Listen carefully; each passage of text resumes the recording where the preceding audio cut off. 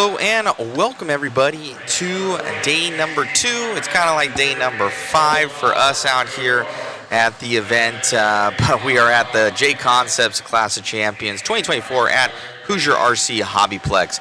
Thank you so much for joining us. My name is Matthew Olson and of Mod and Mod Live Media, and we should have our designated announcer up here, Shane. He's been killing it all day long yesterday. Hopefully you guys enjoyed the coverage. Oh, look, he's right there.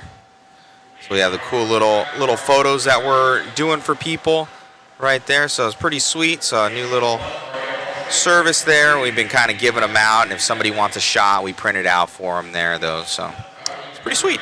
Hopefully you guys enjoyed everything yesterday. We're going to try and do much of the same today, if not better, as we kind of updated everybody's profile pictures and still tracking some people down. But some good racing yesterday. It's very close. I don't think anybody's a standout right now. Obviously have the couple of guys that you would bank on, but some kind of guys that we've been looking at that's been standout this weekend has been Davey Botta. He's been very fast in the mod classes.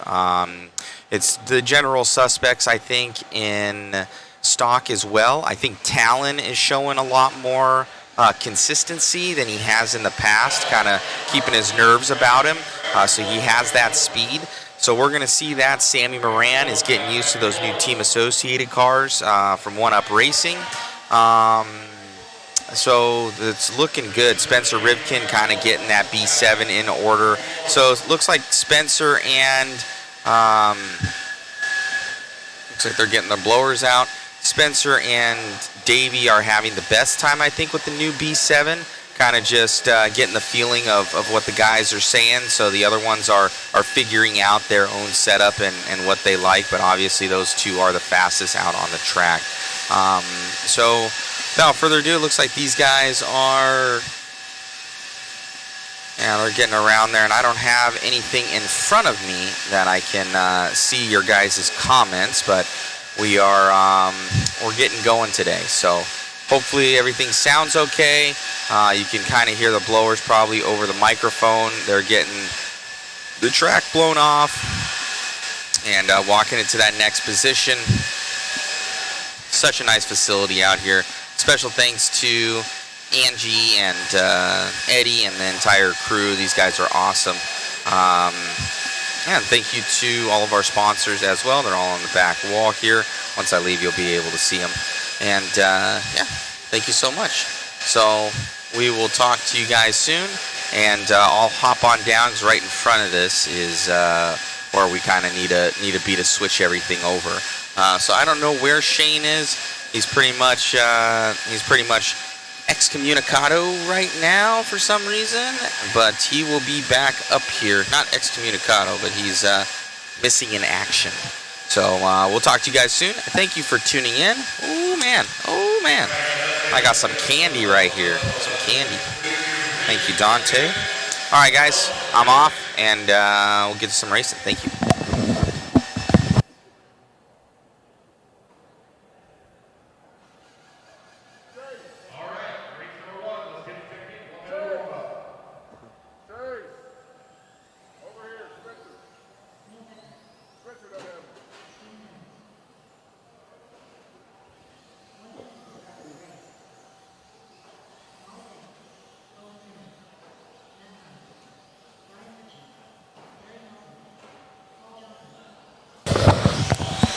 All right.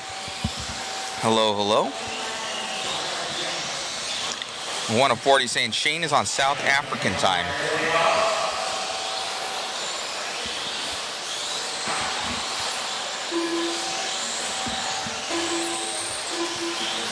I don't doubt that one.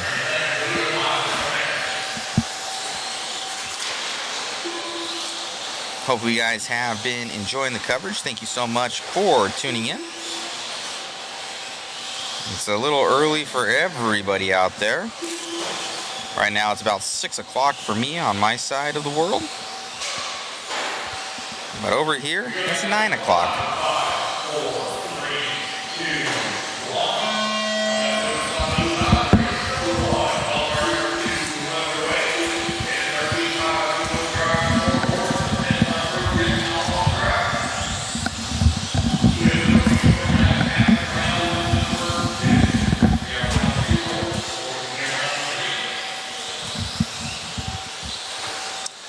so we're getting set off here.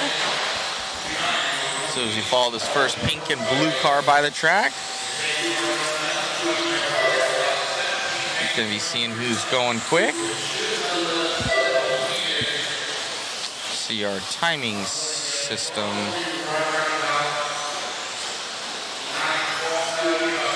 I need to go check on that, guys. Make sure that that's outputting because we're not getting any fresh data right now. I'll be right back with you. Thank you.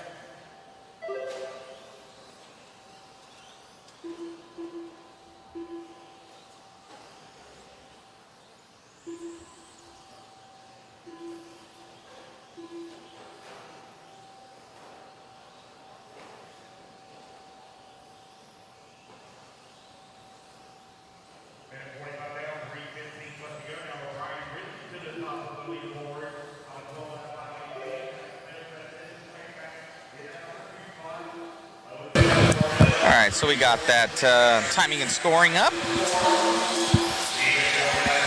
Ended up where there wasn't a button that was turned on. So we're back. Ooh, going over right there. Good morning, 1 of 40. Good morning, Juan Venter. Our YouTube chat is bumping. Where's our Facebook guys at?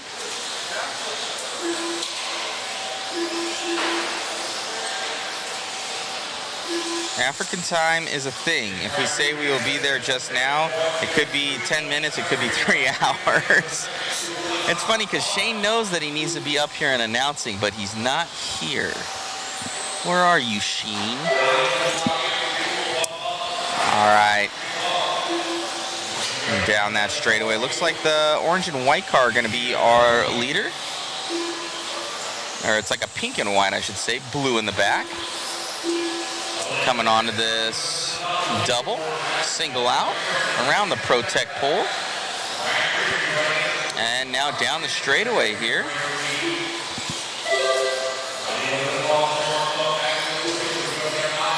Making that double look easy for him. That's for Owen.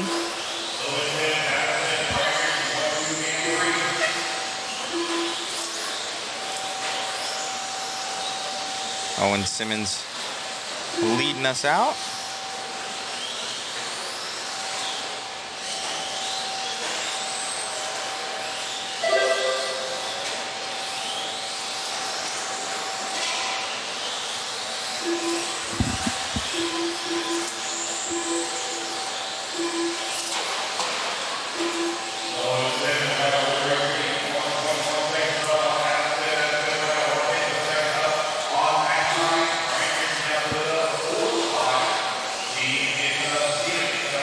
.1 minute left to go here for Owen.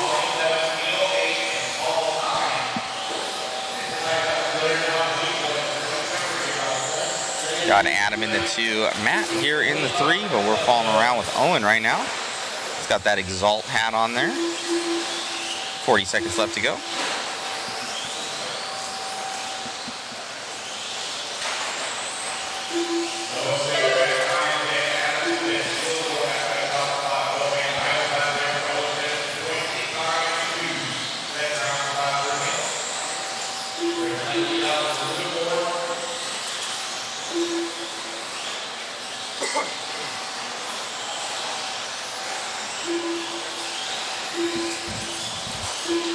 Still along with Owen down that straightaway.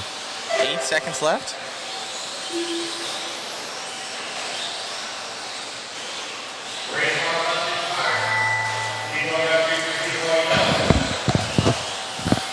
Looks like Shane's here to join us. Yes, indeed. Sorry, a little bit of a late start there. It was a little bit of a line down at the restrooms, so one of 40 said that Shane is on African time. He goes, African time is a thing. If we say we will be there just now, it could be 10 minutes, it could be 3 hours. What's going on, Brandon Slater? Watching from Arizona. Right on, buddy. Good morning, Rory. How was the parting last night? We did a lot of, from Ghost Images, we did a lot of printing of photos. Yeah. Give out to people and different things and testing out our new printers. So. Yeah, speaking of which, I got to show you this one. Do you know that somebody has put a picture of you up in a choice place? Oh, no, I know. I know. Here, we'll show it to the people.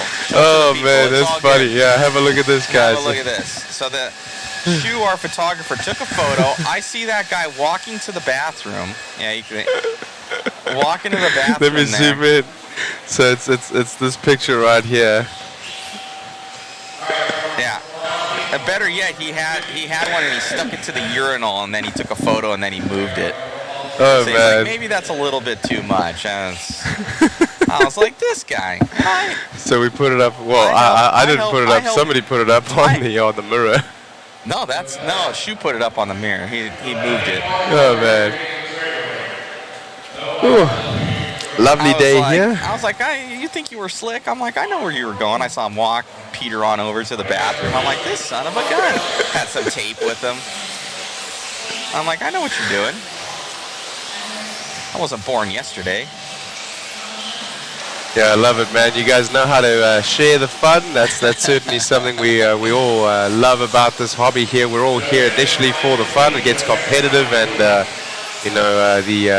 the inner demon comes out of all of us when we race, right? But really, we're here to have a good time with our friends and have a good laugh and enjoy ourselves and share the fun. Why wouldn't we? Exactly. I know. Exactly. That's what RC is about, right? RC is about sharing the fun, camaraderie, friendship, having a couple of laughs, and blowing off steam from real life, right? Because real life, yeah, we all know that can be quite a rat race. All right, we're getting this one going as that 5-minute clock starting.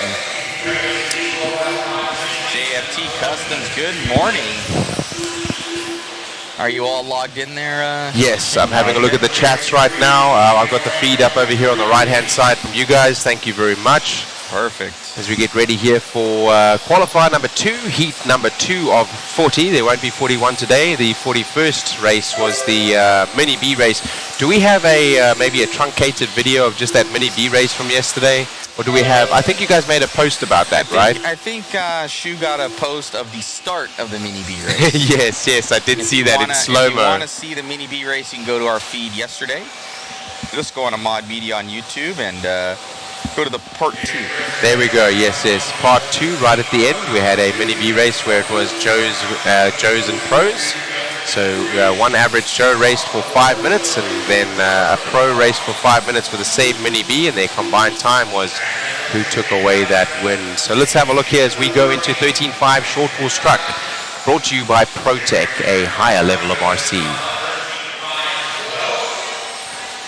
Right on. Well, I'm going to jump off here, Shane, real quick, and go get some other stuff done. Thank you. You got it. I need one of those. I need one of the mod ear cups. Thank you. Adam Rails right now out in front from Tom Sherman, from Chris Venair, Justin Sherman, and then Justin Whitaker. Zach James, Peyton James, James Knight, and Isaac Lee all in this one. This one, heat 2 of 2, 13.5 short course truck, brought to you by ProTech RC, a higher level of performance. Available from your local hobby shop.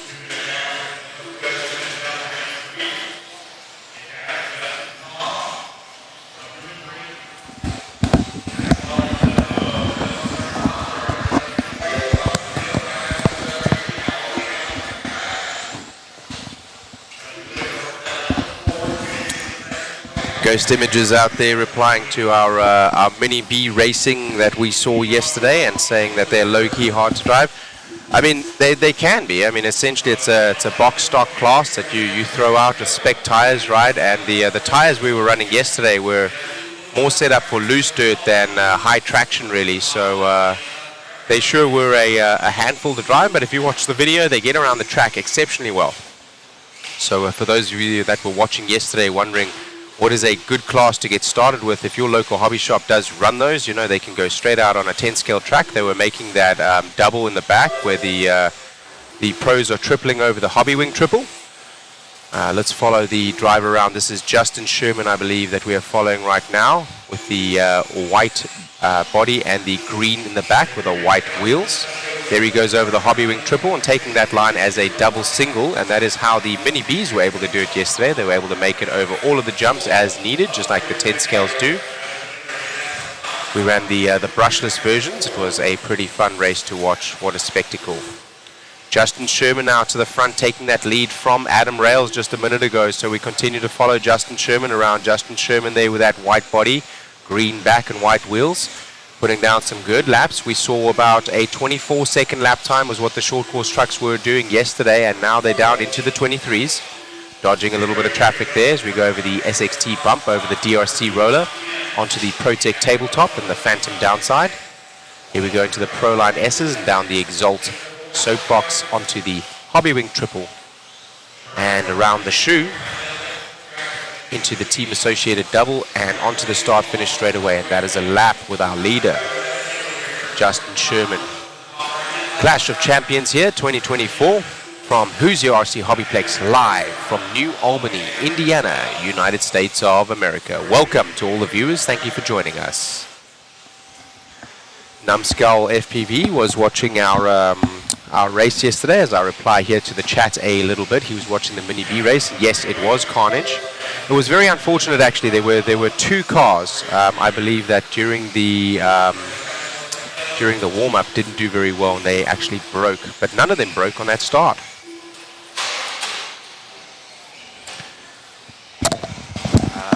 Yes, please. How about just a cafe mocha, if that's okay? Yeah, it's like a chocolate. It's like a chocolate coffee. It's like a hot chocolate coffee. Yeah, they just call it the mocha. Yeah, that's it. Yeah. Just a medium will do. Thanks, man. Yeah, that's what they call it there. Yeah, I guess. Yeah. Yes, please. Okay. Yeah, I think so. Yeah. Thank you, man.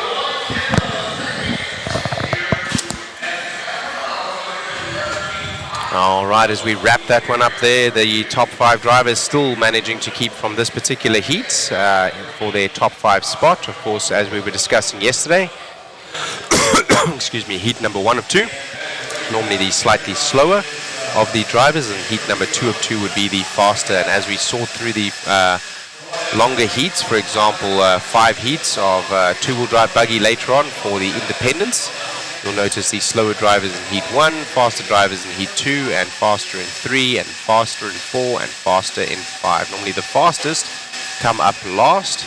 That gives the others a opportunity to set a time on the track first and see if they can hang on to it. Adds to the excitement of the event, as well as has always been how RC racing has been sorted in terms of multiple heats. So, a little bit warmer out here today, not quite, I didn't notice how cold it was this morning. Yesterday was about 20 degrees as we came in, as we drove in. I think it was above 30 today. The car wasn't frozen. A little bit of rain outdoors today, but not affecting us here inside the track. I think the overall temperature will be a little bit higher as we go on through the day. The track right now looking very, very grippy. I was out on the track, and Eddie Henley did again, just like the night before. He has gone ahead and not only blown the track off and maintained the track, but he has then watered the track, given it some time to soak in, and then resealed the track. If you look out onto the surface today, if you see a little bit of sheen, you can see on some of the jumps as the light is reflecting. That is from the Elmer's glue that is sealing the surface in. So we're getting everybody checked in right now, looking for a check from Rustin Paternotte and looks like Eddie Henley, but I don't think Eddie Henley has made any of the races thus far. He has entered, but not actually made it to run.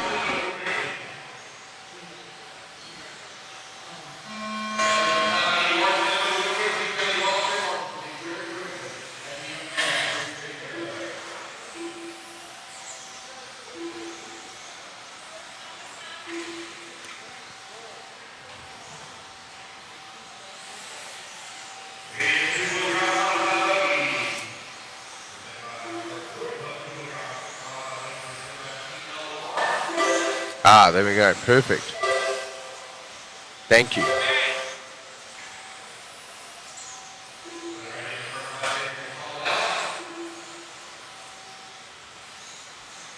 That's great. Then I can toggle between that and the chat. Matt is just getting the live timing and scoring up for me on my laptop here so that I have access to that. You, of course, have on your right-hand side the EQP there as we see the drivers coming through qualifying. EQP is showing the overall qualifying pace of all of the heats combined. And we can see the top 5 drivers there. So if anyone is going faster than the previous heats, you can see that. Anyone is having a really good run like we saw from some of the drivers in four-wheel drive buggy yesterday, able to hang on to that time and sort up from the what would have been the D main up to the B main. Yeah, I tend to. Alrighty. So 9 drivers out on track now for our 40 plus two-wheel drive mod buggy heat number 1 of 4, brought to you by TLR. Looks like we're following our leader there, Dan Neer. That is the white body with the yellow wheels and clear wing.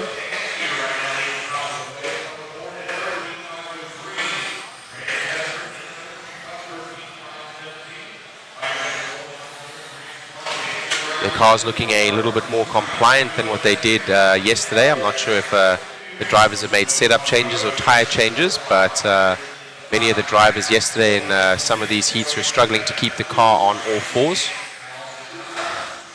Today is a little bit smoother, a little bit cleaner, at least looking so from Dan Neer here, the leader, as we are following him around. A little bit of a nudge on the pipe there, but that's okay. You're not going to lose very much time.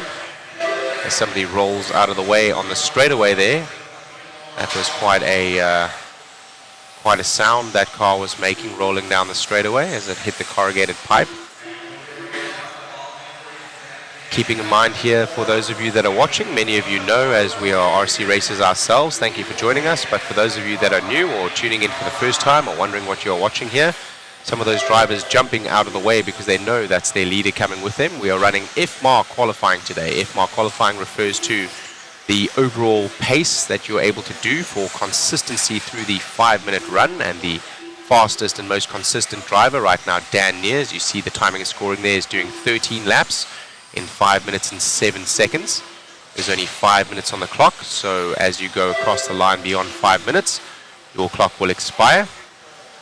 You want to do as many laps as possible in the allotted time, and that will give you the highest seeding point or qualifying point for the main. Right now, the right-hand side and left-hand side of the screen being 2 different bits of timing and scoring. As we mentioned, the EQP, which is the overall qualifying pace for all of the heats, will be identical.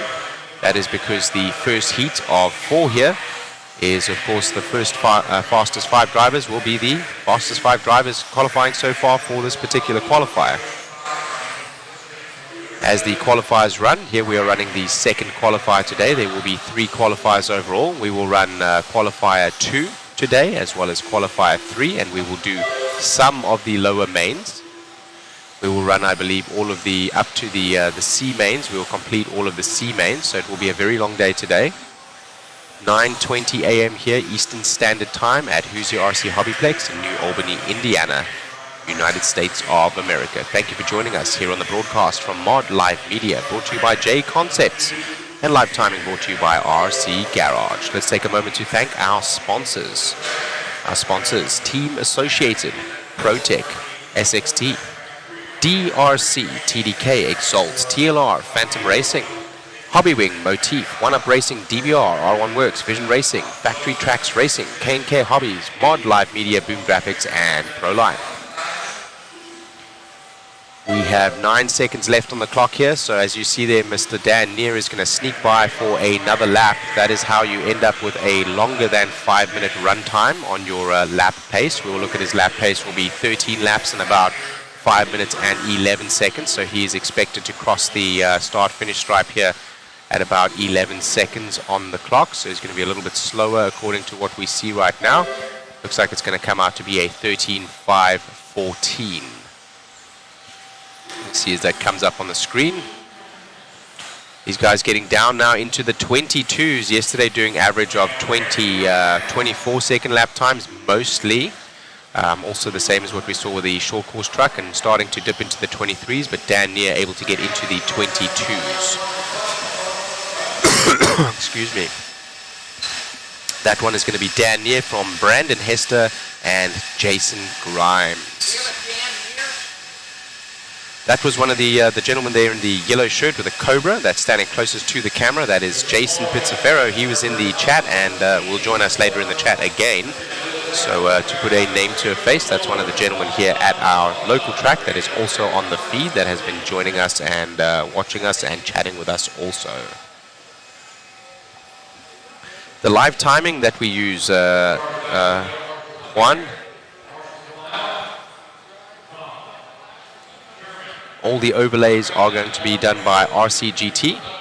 The local track is going to be using a program that is online. Everybody uses the same program and it links with the transponders. So if you're looking for that feed that is normally done by a company, are we allowed to mention that one? That is done by Live RC. So Live RC is the website that we're going to be getting all of the information from, as well as RCGT uses to get a lot of information from. So if you haven't already, go and claim your driver profile at rcgarage.info. You can type in your name and it will show you how many wins you have taken, when you took those wins, what class they were in, and so on, how many drivers you have passed, how many laps you have run. Pretty amazing thing to take all of the data seen from the live timing and scoring, which everybody uses being Live RC.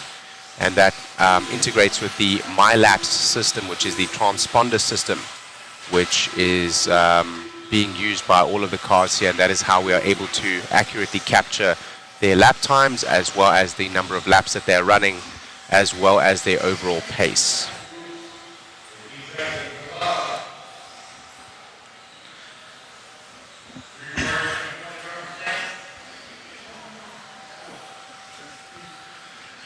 So we were asking here, one of the drivers is asking, Jason DeRosset is asking Matt, will the B6.4 puck system work on the B7? Actually, there is going to be some changes that Matt is going to be making pretty soon. The outdrives on the B7 are a little bit different. So there will be some modifications that Matthew Olson Designs needs to do in order to get those puck systems to work. But yes, there will be a puck system for the B7 very, very, very shortly.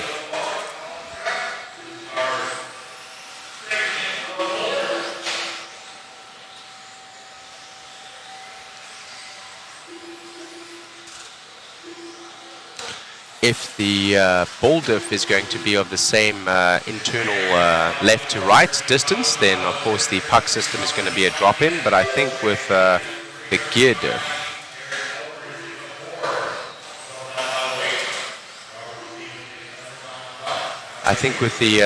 diff, we see a slight difference in the width. So let's get Matt up here. He'll know all about that. He can tell us about that. Yeah, quick update. Basically, it's if for the gear diff stuff, they changed the outdrive, so they changed the gear diff. So those gear diff outdrives will not be drop-in. If the arms are pretty much the same, but I think the arms and the pivot blocks are different. They say it's the same size as the other dimensions, but I find that to be sometimes a little off. But potentially the gear diff stuff for the bones will be drop-in. The outdrives will not be drop-in. But from what they're saying, I think the diffs are the same left to right, so you probably could use an old diff in there unless they change the tooth count on the gear. And then as far as the all the puck drive stuff, the ball diff should be straight drop-in. We don't use the ball diameter and everything that they do, and it's totally different. So that shouldn't be an issue. As long as the bone lengths are all okay, then that should be fine. So but we're gonna go through it all. Yeah, absolutely. So Matt's gonna be getting himself his hands on a couple of B7 buggies. And when he does that, he'll be able to take the products that he has and test them and make sure that they are all working correctly as expected. And then once they are ready, we will bring them out to the public through Mod Designs with the puck systems. The puck system is very well used. It's very widely used, not only at this race, but also many other races. Right now, the mod puck system with both Sammy Morgan as well as Talon Henley, TQ in both of the systems. So it does go to show that the puck system allows for better performance, and those drivers taking advantage of that. For those of you that have never seen a puck system, the puck system essentially is going to be a system that takes your driveline in the rear, sometimes also in the center of the car. For the four-wheel drive, it will be in the front as well. What it does is it eliminates the slop between the dog bone and the outdrive, thus allowing you to get a more responsive drivetrain. And I believe they also lighten the. They also are 30 to 40% lighter, so a lot less rotational mass that goes straight through the dog bone and the axle. And of course, as you know, in stock, we're trying to squeeze out every little bit of performance, especially in removing weight from the rotational mass will help you to gain performance from your car. The stock motor is, of course, limited on turns and limited on ESC power in terms of being in a blinky mode. But let's go back to our race here as we go over the Hobby Wing Triple with our leader, that is Chris Venair. He has the blue buggy with a white back and the yellow wheels. One of the drivers there just going off track a minute ago, accidentally, nicely getting out of his way. And Chris Venair right now with a good lead right now. Dan Neer from the previous qualifier is the second fastest driver, if you see there on the right hand side, for the overall qualifying pace. And in second and third place in this race now, the third and fourth fastest, Jason Benita and Owen Simmons there running on a... Oh, thank you very much. I see we have the overall lap pace there now as well, so we don't have to wait for timing and scoring to change to see that. That is the FMAR qualifying pace that we will be using. Just so you know, for seeding, it was different. So if you are a little bit confused as to why the seeding is a little bit different, it's just how they seed for the event. They use top 3 consecutive lap time in order to seed into their heats, which will be the qualifying heats. And as you qualify, they will be using FMAR qualifying. FMAR qualifying refers to your overall consistency and speed and pace throughout the entire run. And we see Chris Venair right now coming through with a 13.506. So that means that he did 13 laps in 5 minutes and 6 seconds. There's, of course, 5 minutes on the clock as you run. And if you get by the clock whilst the clock is still active, you will be able to finish the lap that you are on. And that is why their time is beyond 5 minutes, even though the clock only shows 5 minutes.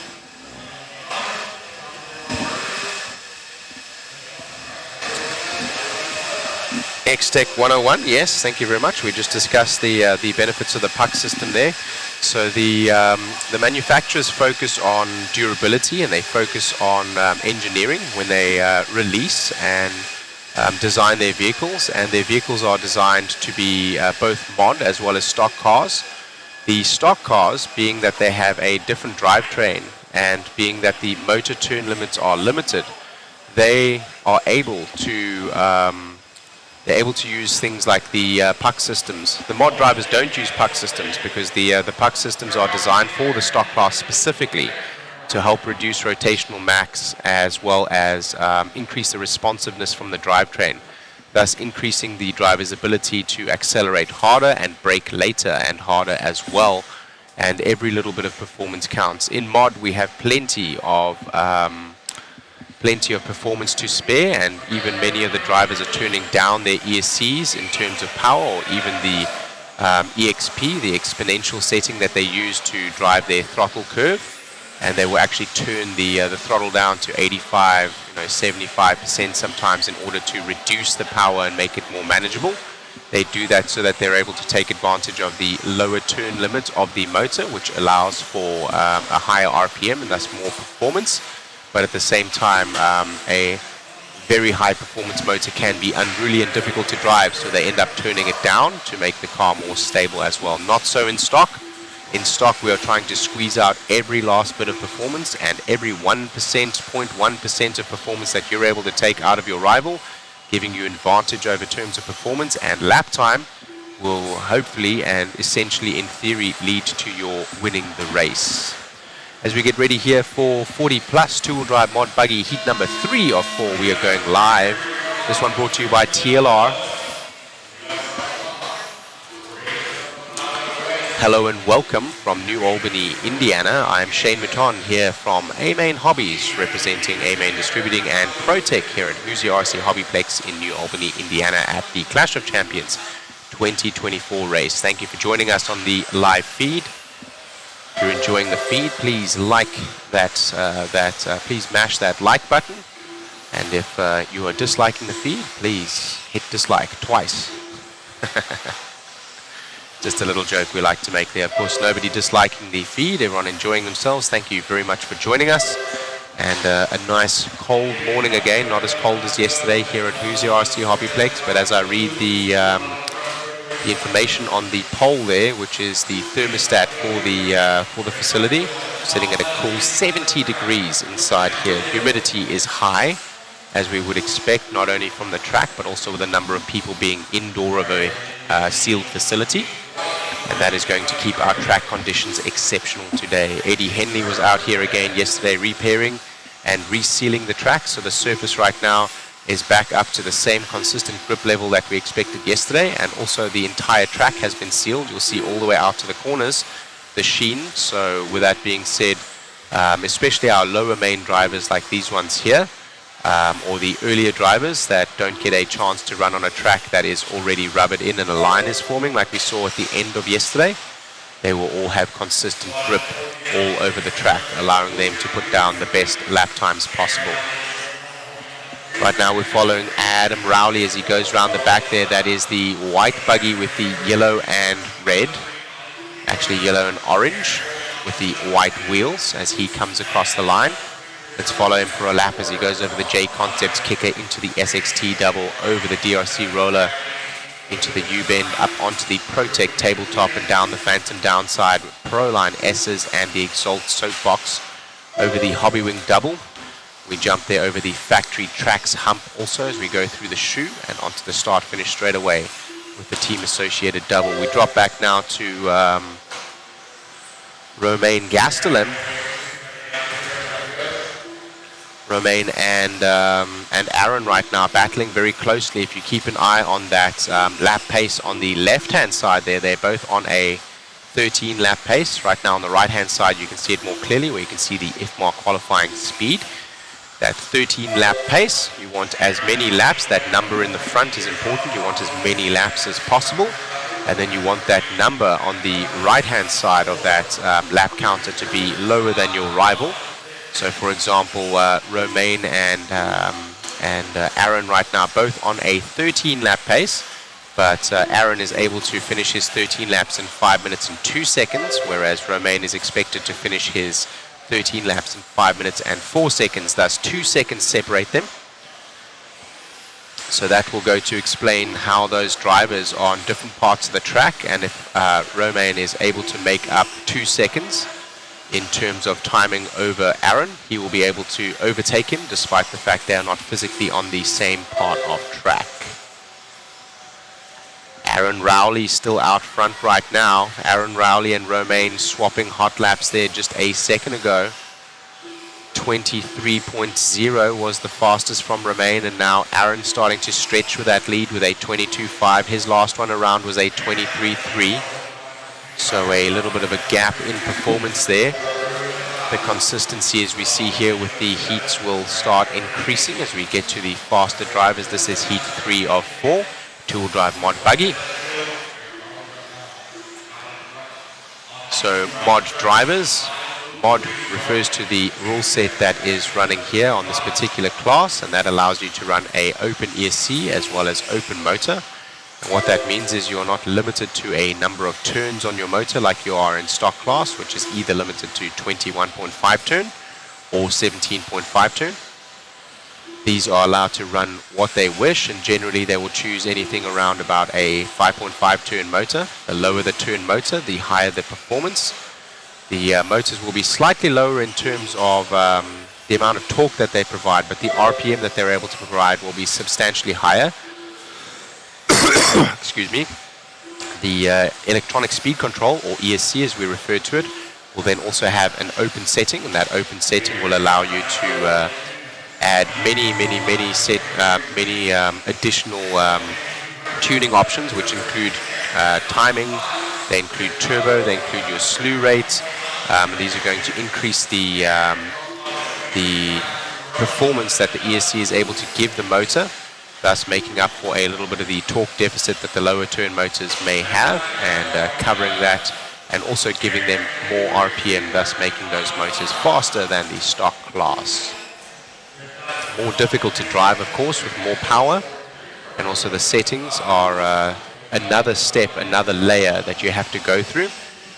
Adam Rowley takes that one from Chris Dosek, who actually snuck that one out from Romain Gastelum in the end. Didn't see that happen. And 13.505 pace for Aaron to the 13.508 pace for Chris Dosek. And then also with Romain ending up on a 13.509 pace. So they all lost a little bit of time there in the end in regards to their overall expected time from the middle of the run. Timing and scoring is going to basically take your first, second, and third lap as you begin running, and it's going to average out that time, assuming that you do the same time. So we will normally see a lower expected time initially for the less consistent drivers, because they're not able to hold on to that same high consistency as the later heat drivers are. Here we see heat number 4 of 4 for two-wheel drive mod buggy. This is 40 plus two-wheel drive mod buggy, brought to you by TLR. We have some big names in this one here, and some names that are synonymous with consistency. Paul Ciccarello is one of those drivers. Brian Thielke another. Yesterday, Brian Dunbar, normally a very consistent driver, but was struggling a little bit, not only through traffic and also just had some bad luck.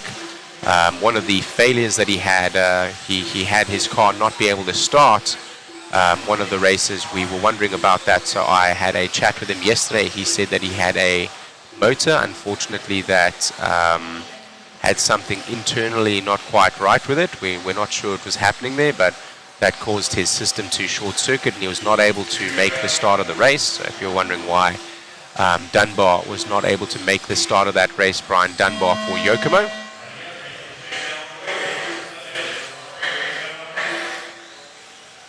As we get started here with heat number 4 of 4, 40 plus two-wheel drive mod buggy, brought to you by TLR.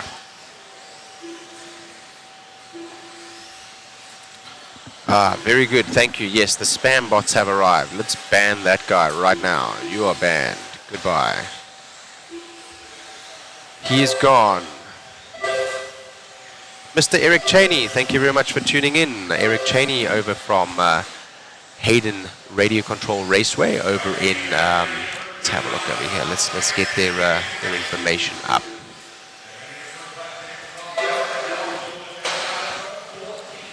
So from Hayden Radio Control Raceway, they are over in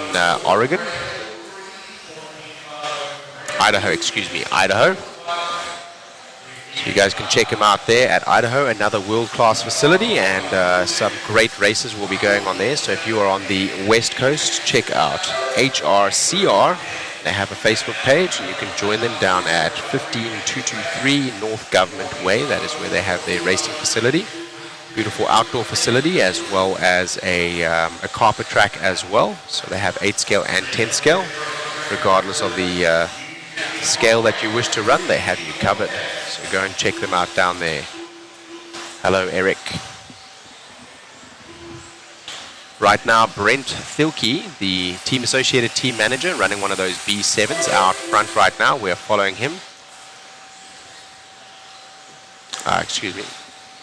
We got a little bit mixed up there. We're looking for Brent Thielke now. There is Brent Thielke now, yes. Brent Thielke there is in the pink buggy with the darker rear and the white wheels as we follow him into the start-finish straightaway.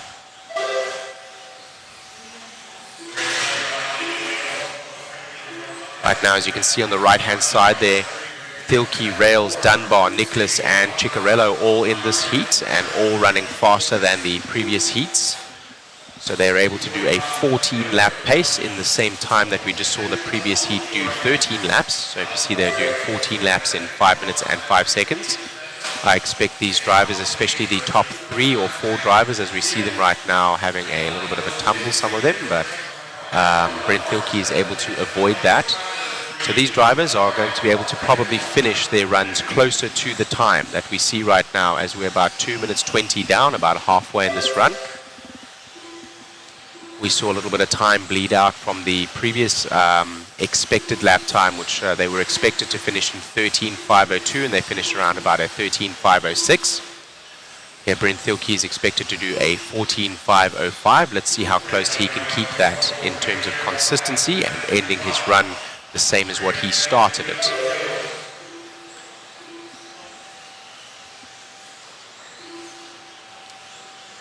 This is qualifier number 2. We will run 3 qualifiers, and the qualifying will have 1 throw-out round. What that means is we will take your 2 fastest runs, combine those times, and those combined times will then seed you into your position for the mains. The mains being the actual race, which determine the actual finishing order for the races. So this is extremely consequential for you to qualify as high as possible in order to be in the A main or B main, so that you can make it to the main race. The main race being the race where all the points are given out, essentially, and that will be the A main. If you are one of the fastest 10 drivers, you will qualify for the A main. If you are the next fastest 10 drivers, you will be in the B main. If you are the next fastest 10 drivers, you will be in the C main, and so on. We have 4 heats here, so they will be down to a D main. If you are able to win your race in the D main or come second in the D main, you will be able to bump up to the next race. And that is why they run only 10 as they sort, so that we have 12 races on track. Right now, this particular heat only has 10. So depending on the average number of races, will depend on the average number of entrants in that particular main. And they have either 1 or 2 bump spots, depending on how the event is set up. Normally 2 bump spots from a main. When you go through from winning your main or coming second, you will then begin at the second to last if you came first, or last spot as you go into the next fastest main. And you hope to bump, but of course will have a lot of work to do in order to make it out of. For example, if you're in the D main, to make it through the C main, you're going to be starting in 11th or 12th. So to win that race, you're going to have your work cut out for you, being that those are faster drivers than you. Also, they qualified faster than you. Alrighty, let's go back to our chat over here. Let's see how everybody is doing. Still Thielke right now out front from Dunbar, Rails, and Ciccarello in the 4. Greg Nicholas in the 5. Mike Mallett in the 6. Alan Horn, father of Aidan Horn, in the 7. Dan Miles in the 8. And Ashton Gabrowski in the 9. And Kurt Wegner in the 10. That'll bring us to the end of this race. You see our drivers come off the stand. Adam Rails seemed quite happy with that one. I believe that was Adam Rails clutching his hands. Very happy with his run, coming 3rd there over Ciccarello. Ciccarello, one of the most consistent drivers, and certainly one to beat. So let's have a look at that time there. In the end, they did bleed out a little bit of time as well. We'll go to an interview with Brent Thielke. We'll go to an interview here with Brent Thielke to see how he liked that. Well, as you let me know, in the first one, you were actually the first TQ with the B7 in Q1. You just grabbed Q2. You're going into the mains on the pole. Yeah, I mean, the goal is always just keep improving, right? So the guys are working really hard back in the pits, communicating with Kyle and a couple guys back at the shop. Some of the Europeans are out running the B7 as well. So trying to work as a global team here to really dial the car in and learning every time we're on the track. And I'm sure I'm going to change something for the mod run and probably something for Q3 and probably something for the main. So the goal is just kind of keep learning the car and developing it so when the customers get it, they're ready to rock. Right on. Kind of one thing that people might ask, what do you see as kind of the big difference in between the previous platform and the new generation? So, particularly at this track, we haven't had a lot of experience on the glued surface. We have Davies track that we've ran at a couple times, but we've kind of been all over the place testing the car. And the thing that stands out the most, track to track, surface to surface, is just the nice steering feel. It's really, I guess 1-to-1 is an easy way to say it, where you turn the wheel 25% and the car turns 25%. You turn it all the way and it turns all the way. And it feels like the tuning window is really wide as well. You might make 3 or 4 changes, and it's not going to break the car. It might not be as fast, but it's not going to make it to where it's completely undrivable either. So, so far so good, but it's a new platform, and you don't really know what you got until you get it in competition. Most definitely. Well, I know the viewers want to kind of see the car and look through it. We'll have to get you into the booth with Shane or myself and check out the new B7 from Team Associated. Absolutely. Thanks, Matt. Thank you, buddy. We would love that. That is our team manager from Team Associated there, and a lot of questions have been asked about the B7. What has it been developed? Why has it been developed? And so on. And this is a 3-year-long project coming up from the B6.4, which was the previous reiteration of the car, to the B7. 3 years they've taken to develop this vehicle to make sure that they release the best car possible. And 7 of the team drivers here for the race have been able to get the car. The team drivers are obviously testing the car for the public before it comes out to the public. That will be available from your local hobby shop soon. And if you don't have a local hobby shop and would like to get your hands on one, you can do that in 2 ways. One, there will be a waffle. We will be giving one away here from Mod Live Media, so you can enter that, and we will paste that link in just a couple of minutes again to the waffle. So if you want to join us for that, that will be run on Sunday. We will do that live. B7 will be one of the kits that we give away, along with a B7 4.2, which is the full drive derivative of that car, a Yokomo YZ2 DTM3, the Team Associated Nano Sport kit, as well as some other prizes. And another way that you can get it, if you don't have access to a local hobby shop, is log on to www.amainhobbies.com for all your RC needs. Those are up for pre-order right now. You can pre-order with your local hobby shop as well, I'm sure. So do speak to your local hobby shop first. And if you don't have access to one and you'd like to get a card, log on online and join us there. There is the link to the waffle. Yes, you can win multiple prizes as long as you buy multiple tickets. Each ticket can only be drawn once. There is also free shipping on everything worldwide. What is free shipping worldwide? Wait a minute. What is free shipping worldwide? Your waffle? Yes. Ah, so very good. there's, you guys don't have to pay for shipping. We ship everything out free of charge. Damn, So, that's pretty good. Yeah. So if one of 44 wins this, he's in South Africa. Have you We'll seen ship shipping it- for South Africa? We will ship it to South Africa. Damn, we're going to broke you guys, bro. One of 44, get in there, my son. $20, and you can get a B7 for $20. Shipped to South Africa. Shipped to Shipping South Africa. included. Yes. That is incredible. Absolutely, yes. They do have tracks down in South Africa, and one of 44 is a long-time RCer, has worked at Speed Models, which is a long-time retailer in RC products here. As we go 2 minutes 20 down now, let's go to Colin Walter. He's that green buggy with the blue rear and yellow wheels, clear wing. That's a nice picture there, running a Team Associated. Here in the Team Associated 21.5 independent two-wheel drive buggy. 21.5 referring to the motor turn limit. So if you're wondering why these cars are a little bit slower, we had talked about mod cars earlier being faster with a lower turn limit. The higher turn limit of the 21.5 makes for a more torquey motor, a more linear motor, but also a slower motor and slower performance overall. And that allows for closer racing and allows for newer racers to get into the hobby and not have to hang on to a 5.5 turn motor, which the pros have a hard time doing at times. So right now, Colin Walter from Brad Evans, from Dustin Tomes, from Dave Brashears, Tim Sutherland, Neil Becker, Seth Clark, Chris Matthews, and Sean Bowers, as our leader takes a little bit of a roll over there. These drivers are looking at a 11 lap pace in 5 minutes and 7 seconds, so slower than what we saw just a minute ago in Mod Buggy, where they were doing 14 laps in about the same time. Of course, the lap time's indicative of the overall speed that you will be able to achieve, and right now the fastest lap on track from anyone is a 26.9 from our leader, Colin Walter. So not only the most consistent so far, but also the fastest, as he does take a little bit of a roll over there. That will cost him a little bit of time.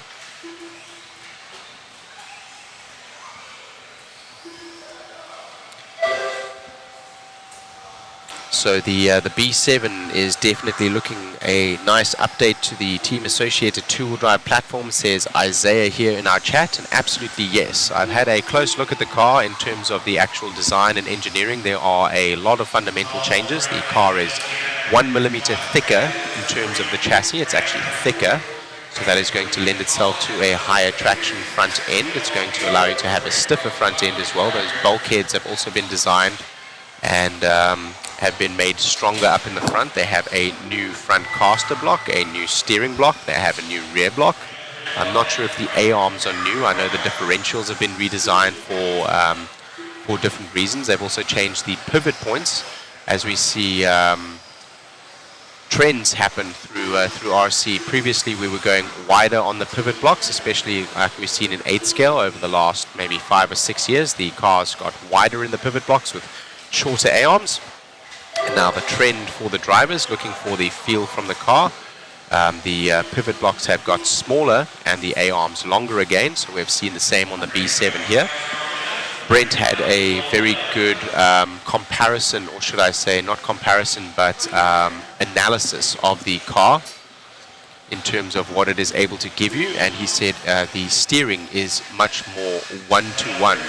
So there is a lot of geometry, of course, and engineering that goes into the steering acumens and the design, as Colin Walter walks away with the win from that one in heat number 1 of 3, team-associated buggy 21.5 independent. That was Colin Walter from Dustin Tomes and Brad Evans. So Brent Thielke, team-associated manager, was telling us as it is a 1-to-1 ratio. If you turn the wheel 25%, the car will turn 25%. If you turn it 26% and so on, it is very linear. Normally, as we have seen with engineering and steering and acumens in the past, as they get set up to your servo is what is electronically steering the car for you, receiving the information from your receiver. That has been something that we've had to dial exponential into the car to calm the car down, especially on the extremities of the left and right turn of the steering wheel. And they're saying that this car right now, with the design, with the engineering that they've taken to make the car one-to-one in the front end, which makes it a lot more predictable to drive the car. Of course, we're not in the cars when we drive them. We're up on a driver's stand and do not have the ability, as we do in a real car, to feel what the car is doing below us. You can only see. Sometimes what you see is reactive rather than proactive would be as you sit in a vehicle and feel the car. And with that being said, it is very advantageous to have a car that is doing what you expect it to do, not only in terms of the drivetrain giving you performance and the rear of the car giving you traction, but also the front of the car and the steering geometry giving you a linear input so that you can have a very consistent and manageable car, which will give you the best ability to be able to push as hard as possible and get the most performance from your vehicle. As we get ready here for our practice laps are getting done now. Everyone is checked in. You see those check marks on the left-hand side. That means that the driver has been across the line. And they have been checked in with a transponder. And we get started here with our 5 minutes in heat number 2 of 3, team-associated 25 independent two-wheel drive buggy. We'll follow those two cars in the back there for a little while until we find a leader.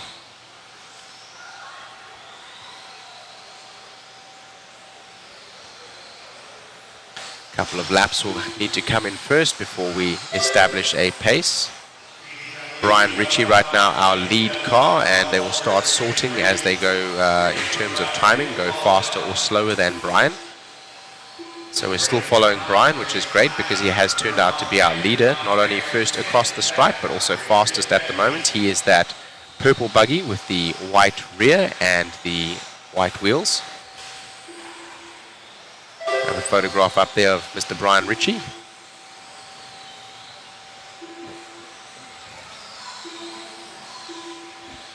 On the right-hand side, looking at the overall qualifying pace, we can see, as we expected, that the drivers are... he needs a little bit of help to get back onto the track.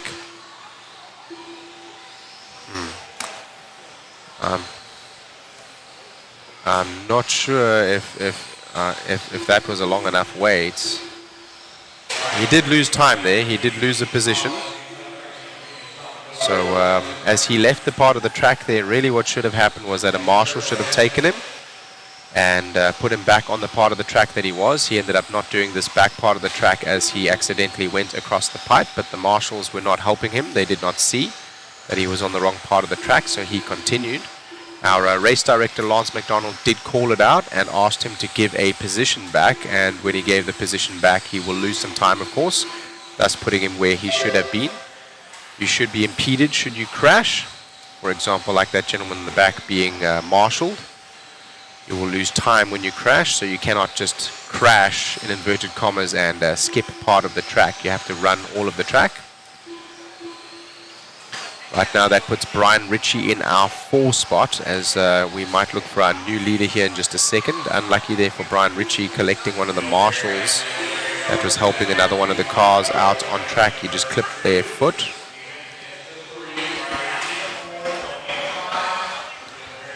Rory, yes, replying to our chat there. Rory, this particular track runs their facility the way that they run their facility. It is rather unique, actually. I don't see this at many other tracks where they use Elmer's glue. Some use sugar, some seal it with just water, some do not use a sealant at all. Some believe the track should not be maintained as we are off-road racing, and that ruts should form, and that there should be different lines taken throughout the race. So some do not maintain the track. Eddie subscribes to the idea. Eddie is the owner and track director here at Hoosier RC HobbyPlex in New Albany, Indiana. For those of you that were asking earlier where we were at, we're not in Indiana. We are in Indianapolis, excuse me. We are in New Albany, which is just south, about 2 hours south, or 1 hour south of Indianapolis. So yes, Eddie will come out every day after the race, and he will blow the racetrack off with his blowers, thus removing the dust, giving him a nice clean surface, which he will then allow the water to set in for about half an hour before he comes out with Elmer's glue.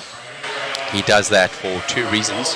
One, it gives you very high traction surface, which lends itself to very exciting racing, and also that allows you to spray all of the track, giving you the ability to get grip on all of the track rather than only in the black parts where rubber has gone down. As we go throughout the day, you will notice the black parts will become more beneficial to be on than the rest of the track.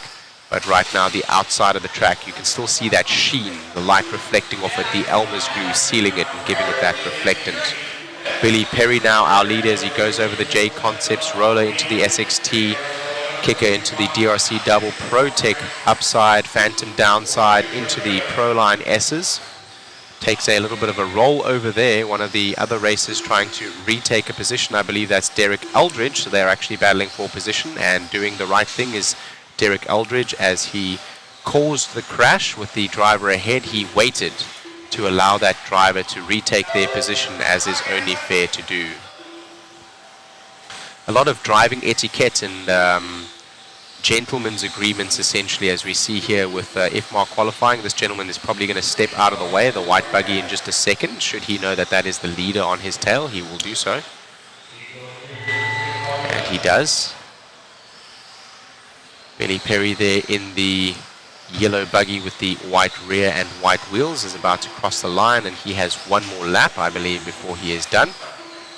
He's going to finish on around about a 12-lap pace in 5 minutes and 26 seconds here in heat number 2 of 3, Team Associate 21.5, two-wheel drive independent buggy.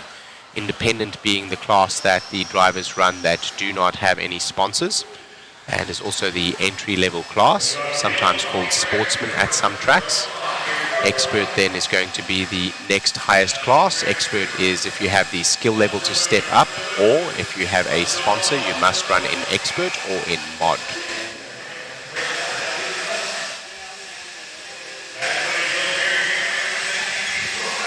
My Roblox world, what tires are they using? It seems the tire of choice here, as the broadcast is brought to you by JConcepts, by Mod Live Media, and sponsored by Timing and Scoring by RC Garage. We see Billy Perry, Derek Eldridge, and Simon Emmons winning out that last race. The tires everyone seems to be choosing here are the Smoothie 2s in silver compounds with the grey Durtec inserts. That is going to give you the insert can be done in different stiffnesses, and that is essentially the PSI of tire that you are running. So for those of you that race full-scale cars, of course, these cars are not inflated tires. They have tire inserts. They are foam tire inserts that will determine the hardness of the inflation of your tire, essentially. The carcass will come in several different compounds, silver being one of the softer compounds, giving you more grip. The next one up from that will be gold. So if you are traction rolling, you may want to go to gold compound. And they are using, predominantly are using SXT source here. SXT 3.0 Max Traction or SXT Baja being the two that I see the most used. PB Blaster is also being used in one of our sponsors. TDK, a safe, non-toxic, biodegradable tire source, also being used in the pits. I've seen a number of places.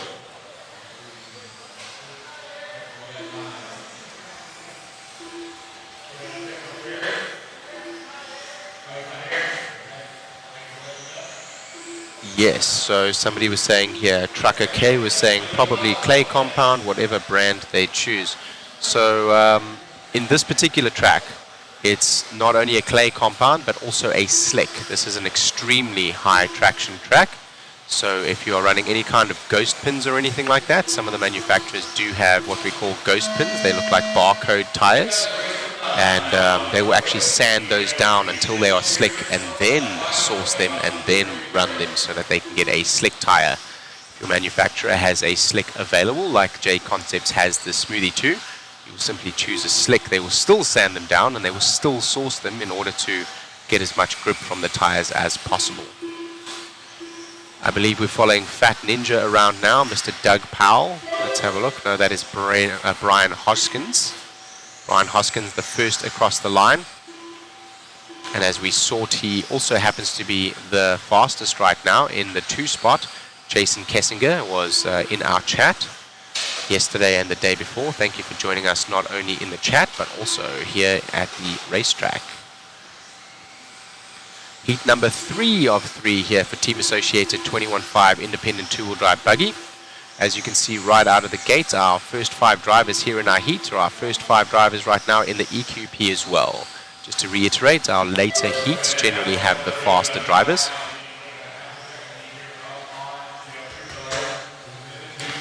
My Roblox World saying not a fan of using traction compound. I will tell you, if you come to one of these races, you will be a fan of using traction compound or you will be lost. Personally, I think I know what you're referring to there in not enjoying using the traction compounds. Some of the traction compounds are a tack compound, which add a layer of tack, essentially almost like pouring soda on your floor and waiting for it to dry and become sticky. So they add a layer to the tire and they add tack to the tire. And some of these sources are solvents, and those solvents break down the tire, causing the rubber to erupt and essentially the rubber to come to the surface of the tire and soften the carcass of the tire, thus giving you more grip. And these solvents can sometimes be quite harsh, not only on the tire but also on your hands, and some people will refer to the respiratory issues that they may see from being an enclosed area with many solvents. We should be wearing masks, but we all choose not to. That is a personal choice that the racers make, but yes, I can understand. We do have other options like TDK. TDK, of course, a safe, non-toxic, biodegradable tire source. So there are lots of options out there. Some people just use PB Blaster. Some people use Simple Green. Some people mix their own products out of all sorts of things. I've seen tons of different things as tire sources. Let's go back to the race here, as we have about 2 minutes to go right now in heat number 3 of 3, brought to you by Team Associated 21.5 Independent 2-wheel drive buggy. Chris White is out front in the white car with the yellow wheels. We're following him around now. He has that clear wing as he goes over the Team Associated double onto the start-finish straightaway. Over the JConcepts roller, the SXT double, into the DRC kicker, up onto the ProTech tabletop, down the Phantom downside, into the Proline S's. Collects another vehicle there, but gets very lucky to go over the front as he goes down the Exalt soapbox, over the Hobby Wing triple, into the shoe, or the boots as I have been calling it. The Team Associated double, and that is a lap with Chris White. He's on a 13.522 lap pace right now, so fastest out of the bunch that we have seen in the last 2 heats. Let's have a look at his lap times here when they pop up. He's on lap number 8 right now. Doug Powell, Fat Ninja, is just behind. Fat Ninja has his ticket punched in terms of best lap time. You see a 23.9 from Chris White and Doug Powell doing a 23.6. So if Doug is able to get that consistency up, he needs to shave 2 seconds from his run time. Over this next minute, he needs to get 2 seconds, and Doug will be able to usurp Chris White for the leading spot. In the meantime, we continue to follow the leader.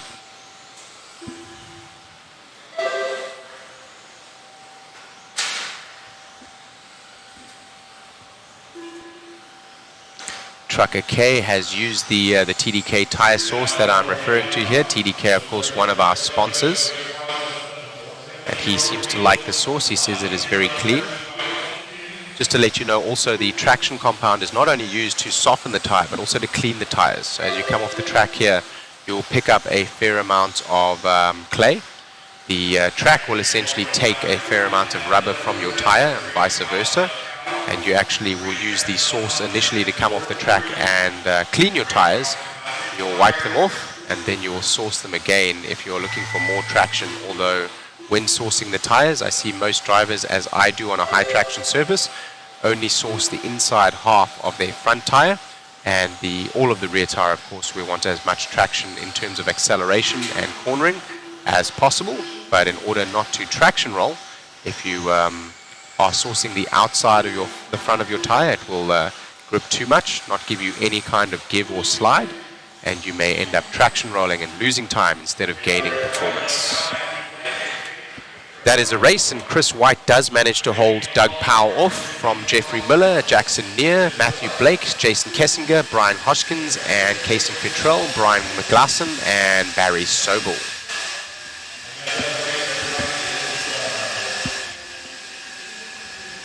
My Roblox World commentating on the race. Do I race, or do I see commentating on the race? Do you race at all? I see you at all these race events a lot. Yes, I do race. I used to race a lot more than what I do now, and I think one of the reasons for that is COVID. And if I can just explain that is, as we went through COVID, many of the facilities where people were not allowed to gather, for example, we have over 200 drivers here in the facility today with 430 entries. COVID, of course, said that no more than 10 of us can be in any given place at any given time, right? So there were all sorts of regulations that meant that I looked for and started finding other hobbies, and these other hobbies involved my being alone outside. In fact, one of the other hobbies I picked up was bashing. So I'm still in RC, but now I'm taking my car down to the soccer field, and I'm running my dogs around, or I'm going to the crawler track, or I have a drift car. I have a Kyosho Mini Z that I drive around inside my house. So still involved in RC, but just in a different way. And the tracks where I'm based now in North Carolina, in Charlotte, they're about 3 hours away from me. So no longer do I have a full day. If I want to go down for 2 hours of racing, it's going to take me 8 hours of my day, 3 hours to travel there, 3 hours to travel back, 2 hours at the track. And no longer do I have as much time to do that due to all of these other hobbies and commitments that I have made. So yes, I do race. I did race previously here on this track, so I have experience on this track. I know what it feels like. It is extremely high grip, high traction. This high traction surface is more akin to the grip that you see on carpet, and even with pin tires, I would say that this track has more grip on slicks than what we see on a carpet track with pin tires. The clay allowing itself to build different features and have different elevations, unlike we may see on a carpet track. Thank you so much. Our photographer here, thank you. He has just done us a coffee run. Some lifeblood will be pumping into us here, and maybe some energy and excitement shortly as well. We're going to get going here with Tom Sherman, Greg Nicholas, and we're shuffling up right now, so we're going to let those times come in as we get started here with the 13.5 Stadium Truck. You were saying a minute ago, my Roblox, that you enjoy your Stadium Truck two-wheel drive. It is a class that is returning, one that has been revived and has been returning in the last number of years. Another one that has come back that we saw in the beginning, we saw 2 heats of short course truck. short course truck was the glory of RC racing before buggies emerged to take that spotlight in the early 90s. So short course truck still alive and well here at Hoosier RC HobbyPlex. I'm surprised not to see the four-wheel drive stadium truck be run here at Hoosier RC HobbyPlex, because I know that they do run a fair amount of the Techno ET, the electric truggy 410. And I'm surprised not to see that class run here, but we can only run so many classes at so many of the events, and of course the classes are driven by number of entries that we get, so maybe the interest has waned, I'm not sure.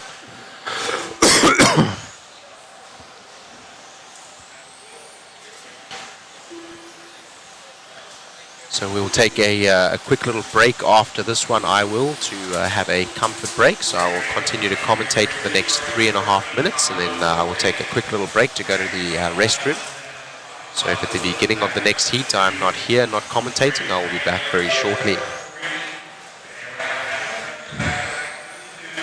Thank you, thank you.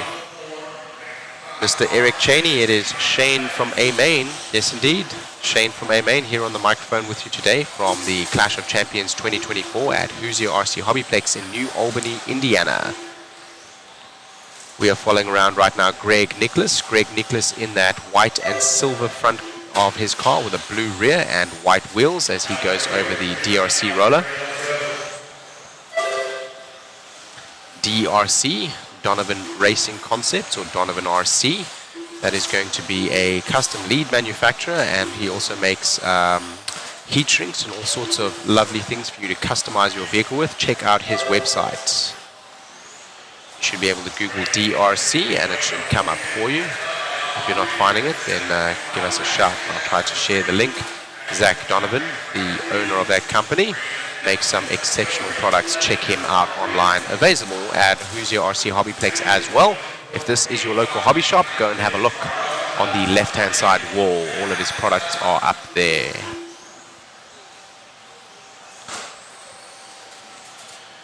TQ Chef is saying there is quite a groove forming, and yes, there is quite a groove forming. The groove that he is referring to is the black amount of rubber that is being laid down on the track as the drivers accelerate and brake in certain points. More rubber will be laid down, and the groove will then lend itself to more grip as the surface deteriorates in terms of the Elmer glue. Although right now you can run almost anywhere on the track and expect to have grip, simply because of the sealants that the track master and track director uses. Mr. Eddie Henry, he uses Elmer's glue, and also so many times have the track been sealed with Elmer's glue, and so much rubber has gone down into the track that as he has destroyed his previous layouts and retilled the track, we will see a large amount of traction being gained simply from those two compounds being added into the clay, which was already a very good clay to begin with.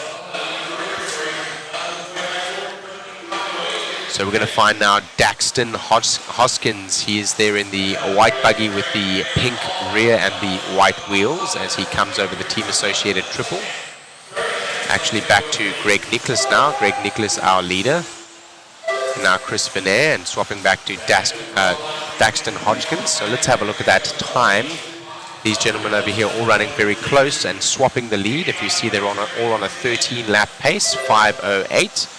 Now 13:5:07. Nicholas separates himself a little bit. He is the one that we are watching. Hodgkins is right behind him on a 13:5:08. Venair is right behind him on a 13:5:08 also. So with that being said, that is why the lead is swapping as many times as it did in just a second there. These drivers not needing to pass one another, their overall pace being what is determining their position in this heat. Heat number 1 of 3, Exalt 13.5 Stadium Truck.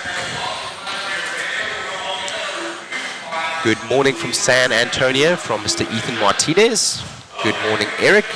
We'll be in at about lunchtime, says Isaiah. He's going to go and join them over at Hayden Radio Control Raceway. That is over in Idaho.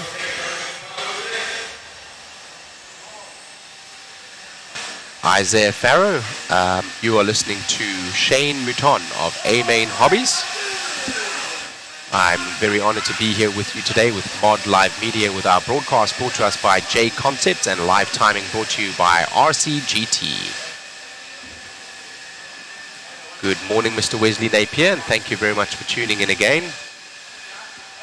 I want to thank all of the viewers, Wesley Napier and all of the others that have joined us in order to help us not only with the chat to stay entertaining, but also share information as you see it around the track, so that we can commentate on that for all of our viewers. You can join us on Facebook, YouTube, Mod Media, as well as on Twitch. You can comment on any one of those, and we have a chat that will pop up here, and I will be able to see all of those chats. So you're welcome to chat in and tell us what you see or ask any questions, anything you might need. I will take a quick break, and we will hand over here for a short second to Matthew from Mod Live Media. As I take a quick little comfort break, I will return. What's going on, guys? I'm back with you. Hello, hello, hello. Back in 1 second.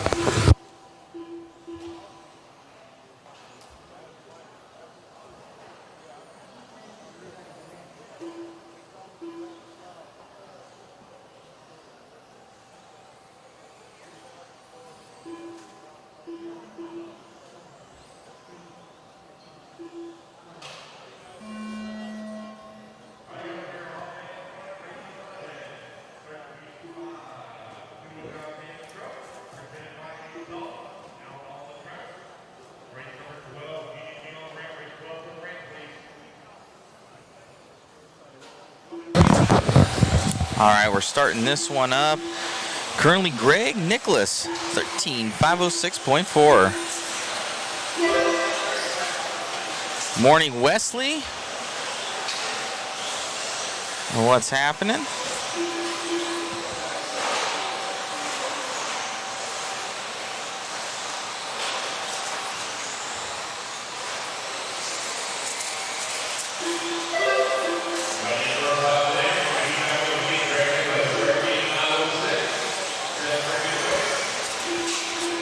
We got Zach Castilum out in the lead.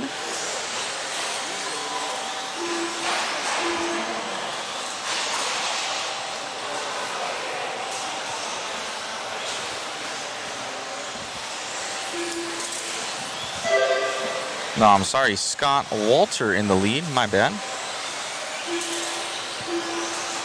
On a 15.502 right now, that would put him, let me see here, at 8th position overall, so he's not breaking into that top 5. You'd see him go green.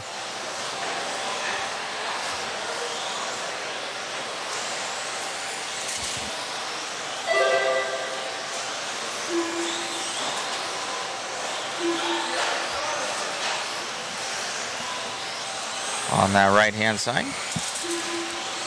TQ Chef, thanks for the great coverage. Thank you, sir, for tuning in. Mother Matt, will you and Mod Media be covering the Roar Fuel Nats at HRCR in June? I don't know, Eric. I'm not sure. Would you like us to? If you guys want to support the live stream, I'll post up that waffle link. We have a new B7 that we're giving away. Brand new B7, whether the carpet version or the dirt version. We got a B74.2 in there as well, carpet version, a YZ2 DTM3. We got some Nano Sports in there from Team Associated, like 3 or 4 car kits, so helps with the live stream, guys.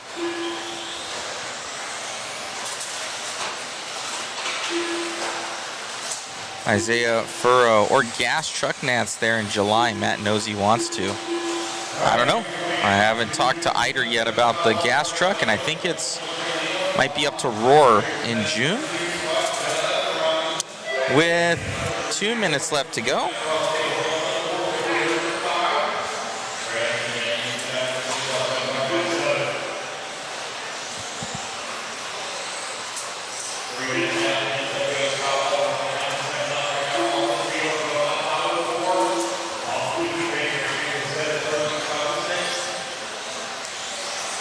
We got Scott Walter still in the lead of this one, doing work. on a 12.504, but he's still in that 8th place position. He really needs to get to that 13-lap run to get into that top 7.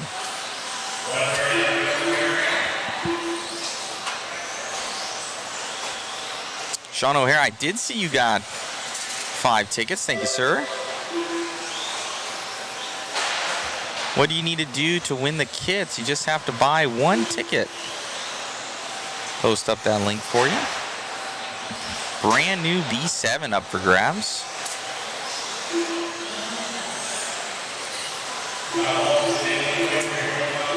Hoping to see some mod crew at Walla Walla. We will be at Walla Walla. Tickets have been booked.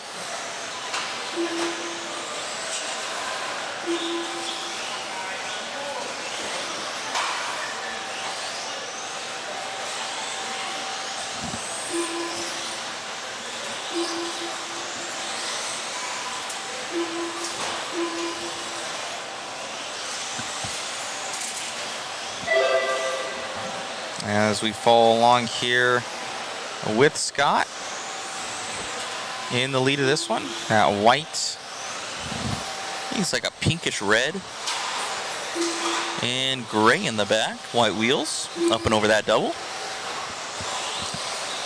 Stadium truck, one of my favorite classes, was what I actually started in. A double XT was my first car. What was your guys' first car ever that got you hooked into RC? Mine was actually I still have it. It's a Tyco RC truck. I still have it in my room. It was a Tacoma. I actually own a Tacoma as well.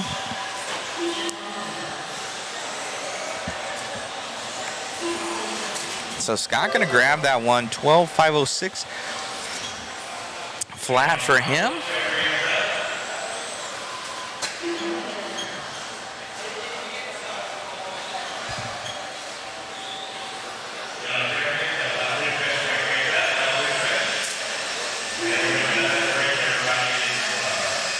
Right on. Great job, gentlemen. And we got the fast heat coming up from seating, at least.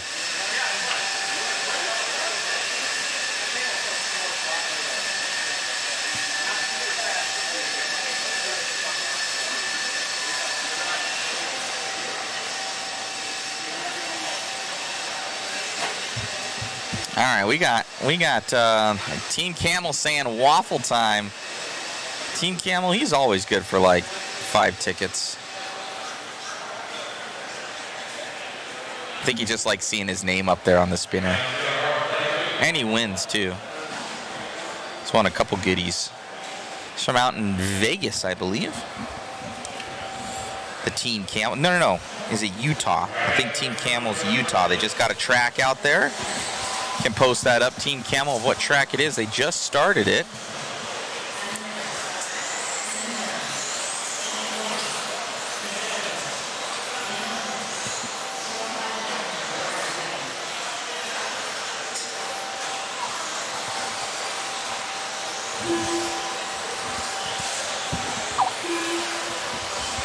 All right, let's see here. We got a bunch of people. Our chat's popping. Chat's popping right now.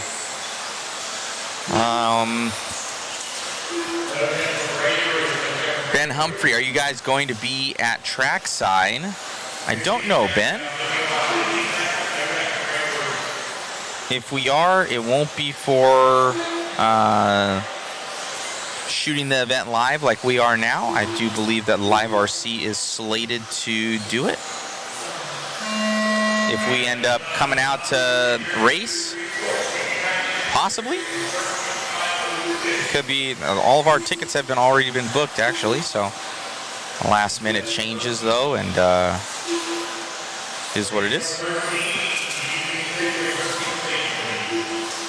All right, as we follow along with Talon Henley, he is on camera. So Talon coming on by. He's gonna be in that TLR. Ooh, Doug coming by right now. Nate Sutherland. All right, so everybody, we're going to let these guys sort each other out before we pop up some faces. Doug LeVerrier in that all-red truck. My Robolux World, when do you announce the winners? Actually, at the end of racing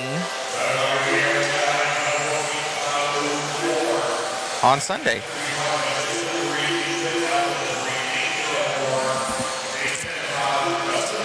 Doug Leverrier, I believe he already has 1 TQ from yesterday, but look at Adam Rails right there, Sammy Moran right there, and these guys are trailing by less than a second for the top 4 from what I can see from Rails, Moran, Ethan Hoskins. Moran drops down a little bit right now. Now he goes back to 3. Moran up to the 2. So Doug still in the lead of this one in the all-red truck with 3.5 to go. 3.5 to go. To keep this one alive, Sammy Moran needs to do something, but Doug in a different league right now. Not really, though. 0.3 of a second. No, 1.6 back now. I'm hearing something from our camera guy, something possibly happening.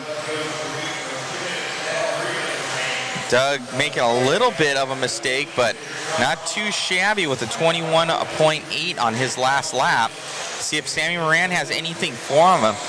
But right now, showing on pace at least, that's a 6-second differentiation. Oh, Doug upside down. That's going to hurt him so much. So Sammy Moran going to most likely take this one over. He's wiggling his wheels right there, up and over the double and down the straightaway here for Doug Leverrier out from NorCal. So Moran going to take that one back over. Mod puck system equipped down that straightaway. He's going to be coming up on that red truck, or orange truck. Nice inside pass, letting him by. So Moran on the gas and hauling in that one-up racing and mod-backed rig. Up and over the doubles. Car looking money here for Moran. So he's figuring this one out down that straightaway. Ooh, dodges some traffic right there. Somebody break it down. Talon Henley, break it down. Oh, man, he's got a P3 from the first one, so he's going to need to do something if he wants to stay alive for the Clash of Champions. So we have 2 minutes left to go.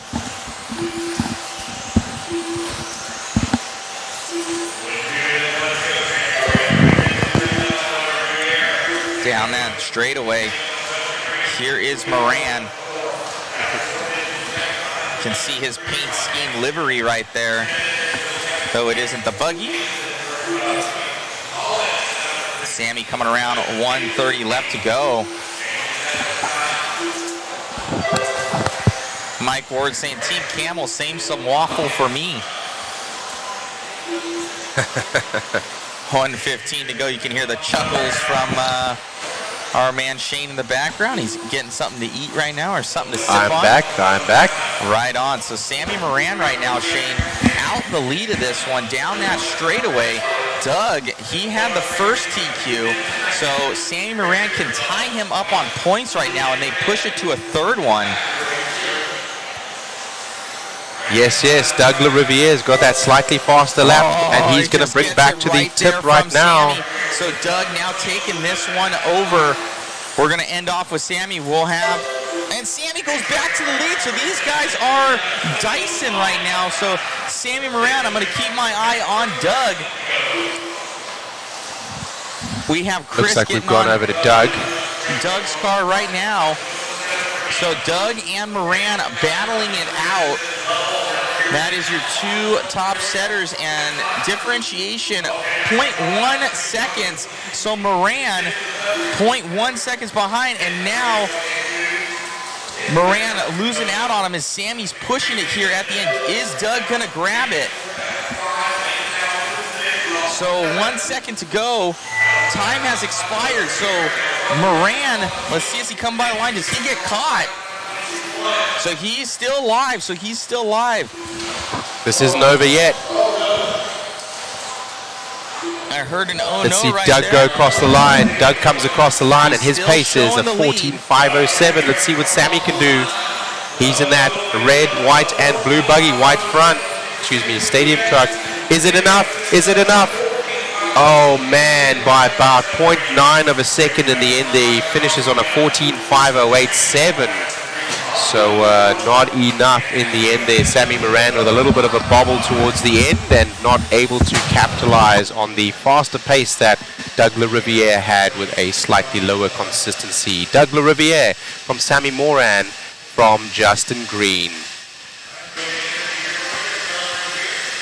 You're listening to Shane Mouton here on the mic from A-Main Hobbies as we get ready now for some of the big boys. Have a look at the names up on that screen there. Spencer Rivkin, Davey Barter, Dakota Fenn.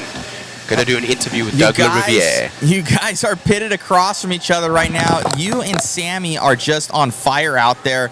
The smallest of mistakes making the difference between you two. Yeah, it's been good working with him now that he's running the one-up back to AE rides. We work well together, so that's fun, and we have a good time battling on the track. So it's nice to have someone in your corner that kind of understands everything, and then also you can give each other feedback and stuff. And we've both been working to get to the front and two-wheel and four-wheel, so that's kind of the goal.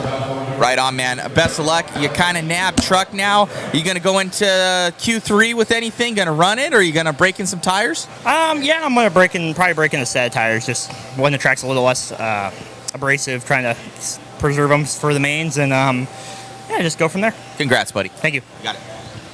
Back to you, Shane. Thank you very much. Just a quick little tidbit of confirmation here as we're running the and how we're running the event. Are they doing a qual points or are they doing a FMAR combined time? It will be qual points, so it'll be your best 2 out of 3 rounds. All right, so let's chat about qual points as we get started here with this SXT Mod Stadium truck, and we'll keep it very short because we're going to want to go to the action here very quickly to get our drivers checked in, all of our pro drivers up in the stand. Qual points is going to refer to where you qualify, the fastest driver having a 0, the second fastest driver having a 1, and so on as you go down. The drivers with the lowest number of points will be the drivers with the highest qualifying times, and that will seed you for your main. So we were talking about FMAR qualifying. In fact, we are doing qual points, which is something that we have seen predominantly used at the Reedy Race, the Reedy Race of Champions, which was always done at OCRC, no longer open. Rest in peace, OCRC was a great facility. Now Hoosier RC HobbyPlex has taken over as one of these premium facilities. As we go to the race, they are checked in and we are live. Big names in this one: Spencer Rivkin, Davey Barter, Dakota Fenn, Brock Champlin, Cole Tollard. It looks like they're working on Spencer Rivkin's car. He has an issue right out of the gate. It's a transponder issue, so nothing wrong with the car, but an electronic failure. They're trying to get that going. Not able to get that little light beeping there, and that little light, unfortunately, since it's not beeping, he's not able to get going, and Rivkin may need to retire from the stand. He's running down the stand. Let's see if they can get him going. So let's follow Dakota Fenn around. Dakota Fenn there with that pink front and white rear, yellow wheels. He's doing the first lap. He is the one to watch right now, as he has had some great runs in two-wheel drive buggy, four-wheel drive buggy, and this being Mod Stadium Truck, sponsored by SXT. Yeah, so in the orange and blue, Dakota with the yellow wheels. Is that orange? Wow, yeah. It's orange. I think your screen might be a little bit in the lead here for Dakota. I do believe that he grabbed the first one. He was having troubles in Q1 yesterday making that triple. A lot of these guys, you'll see them kind of skying it out, just like barely making it. So everything kind of fatiguing in these cars later on through the run. So let's see if Dakota kind of mastered that, maybe changed up some gearing to make that triple. He still looks like he's butt puckering when he makes that last. Yeah, sure is here in the stadium truck. It looks like they're having to almost whip the chassis sideways just to maintain the air that they have. Of course, the stadium truck's a little bit different in terms of their body aerodynamics and weight that they carry in terms of, a little bit of a rollover there. Make those kind of mistakes right there. So Dakota Fenn going down. Can he make the triple? And he does. Oh, another mistake. That is so rare. Back-to-back mistakes in two corners from Fenn. He's going to be dropping down, so Davey Bott is going to take this one over and shooting up to the lead with Sontag in the 2 and Dustin Evans in that 3. So we're going to follow along now with Botta. What happened to Cole Tollard? He was set to take that top spot, and he must have had a bobble somewhere as well. We weren't watching that, but right now, Botta is the one that we're watching. Botta in that green buggy, checkered rear with the yellow wheels. He will go to that P2 position right now. Sontag going to take over the lead. We'll get him once Davey comes by a line, see if he changes it up. So Bada does go back to lead right now, all the way out from Coyote Hobbies RC Raceway in Victorville, California. They also have this glued type surface track, so Davey very accustomed to this style track, and it's definitely showing. His car looking a little bit more able to take that triple. His truck looking pretty dialed. He was one of the few pros that we saw running his truck during practice, and it's showing right now. He's got his tires down and he's got his setup down. Oh no! Making a very big mistake in that yellow car, getting the shaft on that one from the Marshall.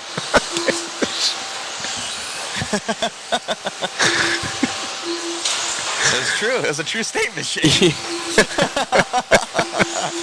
All right, Dustin Evans going to take this one over. This is a rough one for these pros, man. We normally see perfect, absolutely perfect runs from them. Dustin Evans out front right now. Let's see what he looks like. He looks like he has performance to burn. His truck looking pretty hooked up. He goes to the lead now. Aiden Horn, new A-Main Hobbies driver, now to the lead as well. So this one is very tight. Let's keep an eye on timing and scoring on the right-hand side there. As you can see, they're all extremely tight right now. It also looks pink on the stream. I'll have to maybe check some of the color tones. So I was wondering if it was the feed or whether or not it was the camera hue. It looks orange to me on this screen here. It does. So as I'm calling these, some of you that may be aware of the color schemes, I'm calling what you can see on the screen rather than what I'm seeing in real life. Otherwise, may be confusing. For example, that Dakota Fence buggy looks completely different. It's orange in the front, not in fact pink. I will check that out, but it looked good on here. All right, so we do have Aiden Horn. Yellow front, blue center, and orange rear. That looks like orange in the back of that. It looks a little bit pink on my screen over here, and the viewers might see pink as well. Let's see some comments down below if you see pink. We'll check that out. If not, it is what it is. Right. Up and over that double Horn in the lead of this one with 15 seconds left to go. So now we're following along with Bada. Bada with the mistake, but able to keep on. And that's going to be all she wrote here for Bada, as he was in that P2. He should have just kept the dream alive, but he's going to drop several positions, I'm sure. Probably at least 4. 5 positions for Bada. That's all it takes here with the pros. You know, one little bobble and you drop several positions. As Aiden Horn, new A-Main Hobbies driver, taking this one. Tater Sontag, though, looks like he's made it by the line. They're going to go by for one more lap. This is not over yet.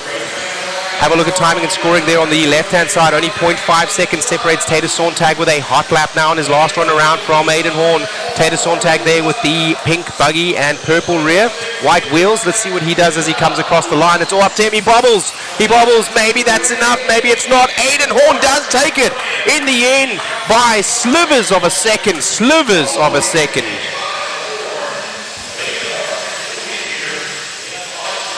Timing and scoring updating there and actually ending up showing 1.1 second the separation between Aiden Horn, Tater Sontag, and Cole Tollard.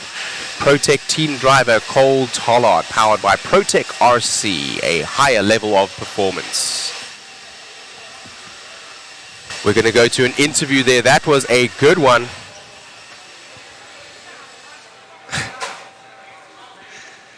I'm doing infomercials for all of the sponsors. I've been talking about TDK Tire Repair.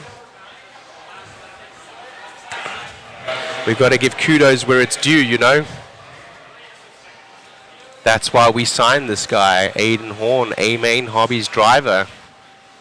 You know, I've been waiting for an interview all weekend. Here's my man, you gotta work for him, man. He's pumping A-Main Hobbies. I guess you're newly sponsored by them. It's not on here. Fired.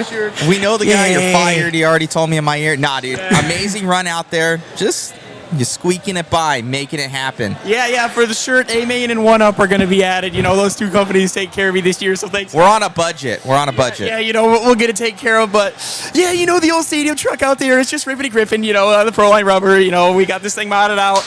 And, I threw a bigger motor in there to try to make the triple, and I'm still butt puckering every single lap. But, you know, you got to risk for the biscuit, and right now we're eating, baby.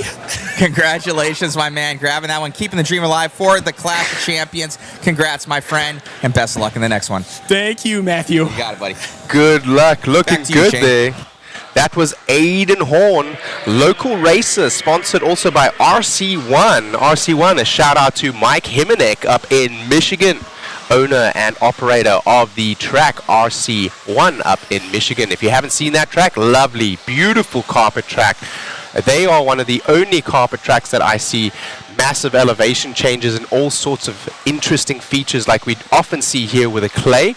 So shout out to Mike Himenek, building some of the most amazing layouts a carpet track can see. If you're in Michigan, check them out. You are one Google search away from finding one of the best tracks in the USA. That driver, Aiden Horn, also sponsored by RC1.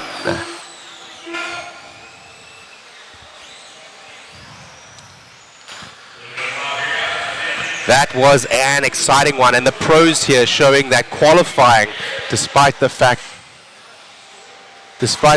it was in fact a just a qualifier. We say just a qualifier. The pros are making it exciting and showing why they are the ones with the bits between their teeth, hanging onto those mod buggies as we've been talking about. As we go now to the Team Associated 17.5 Independent Two-Wheel Drive Buggy, Heat 1 of 4. This probably would have been my race. The slower drivers normally in the lower heat. 1 of 4. Heat 2 of 4 will be faster. 3 of 4 will be faster still. And 4 of 4 will be even faster. Excuse me. This probably would have been where I would have been at. Not that much wheel time and experience here. Recently on a 10 scale RC, and certainly not so much on clay. Limited experience on clay. Thank you for joining us today. You're listening to Shane Mitton of A-Main Hobbies, here with your live broadcast from Mod Live Media, brought to you by JConcepts. Live timing brought to you by RCGT. Check out rcgarage.info. Claim your profile there and see how well you're doing.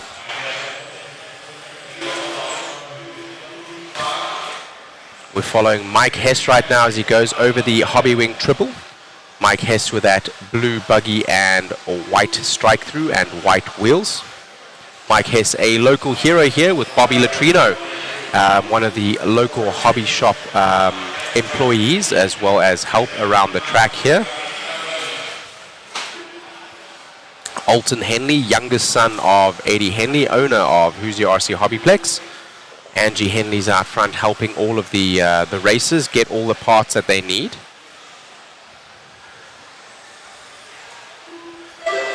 If you are looking for some tires, just those of you that may be here at the race, if you're wondering if you can still get some of the tires of choice, the Smoothie 2s in silver compounds with the grey Durtec inserts, they're in stock here at the hobby shop at Hoosier RC HobbyPlex.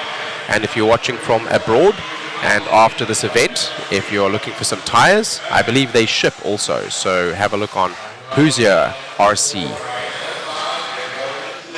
Still Mike Hess right now, excuse me. It's going to be Calvin Bruce and Alton Henley. Let's have a look. Calvin Bruce maybe taking a little bit of a tumble there, so that may bring the young gun. I think Alton Henley is he 8 years old? The young gun, that is the youngest son from Mr. Eddie Henley. Talon Henley, another one of the sons here, making a name for himself with the TLR team, doing very well and in the hunt for the Clash of Champions title. So we will see what young Alton Henley can do. He is in the 2 right now. Calvin Bruce in the 1. Calvin Bruce is in that purple buggy with the, it's actually a, red buggy with the white rear and yellow wheels. It looks red. In fact, it is orange in real life, but on screen, I'm calling what you guys can see. So I am seeing the same thing on the screen here. You can follow with us. That driver steps to the outside. For those of you wondering, those positions are being given up essentially and allowing the driver to come through because they know that that is the leader. They wish not to impede him, and in doing so they will not destroy their own time defending against that attacking driver, which is faster than them, already ahead of them on the timing and scoring screen. But we will not be seeing that tomorrow and later today as we go through the mains, where they will be battling for position and those drivers will defend every bit of this clay that they can to prevent another driver coming by. Race number 14 of 40, 17.5, independent two-wheel drive buggy, heat number 1 of 4, brought to you by Team Associated. Team Associated debuting their B7 car here with 7 of the pros. Spencer Rivkin, Alan Horn, Aidan Horn, Brent Thielke, Davey Barter, all drivers with a B7. There are seven of them here.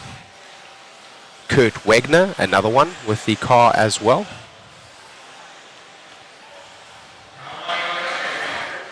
Right now we're having a look at our new leader. We're going to be looking for him in just a second. That's going to be Calvin Bruce. He'll come across the line in just a second. I believe he's in this group. He is indeed. I think he is the second car. I speak under correction. We'll see in just a second. Difficult to tell sometimes with timing and scoring, and I'm not familiar with all of the drivers' bodies in independent of what they look like. That may be Calvin Bruce there in the orange buggy with the white rear. It is indeed. We're following him with the yellow wheels as he goes over the SXT double, over the DRC kicker, onto the ProTech tabletop, down the Phantom downside, into the Proline S's, the Exalt soapbox, over the Hobbywing double. Double for them as they double and single out, and then a Team Associated double there. He elects to single that time so as not to get into the driver ahead and essentially prevent himself from crashing and losing time. He does win that one out with a commanding lead around 2 seconds, about 3 seconds actually, over Mike Hess, Bobby Latrino in the 3, Alton Henley in the 4, Brian Krul in the 5.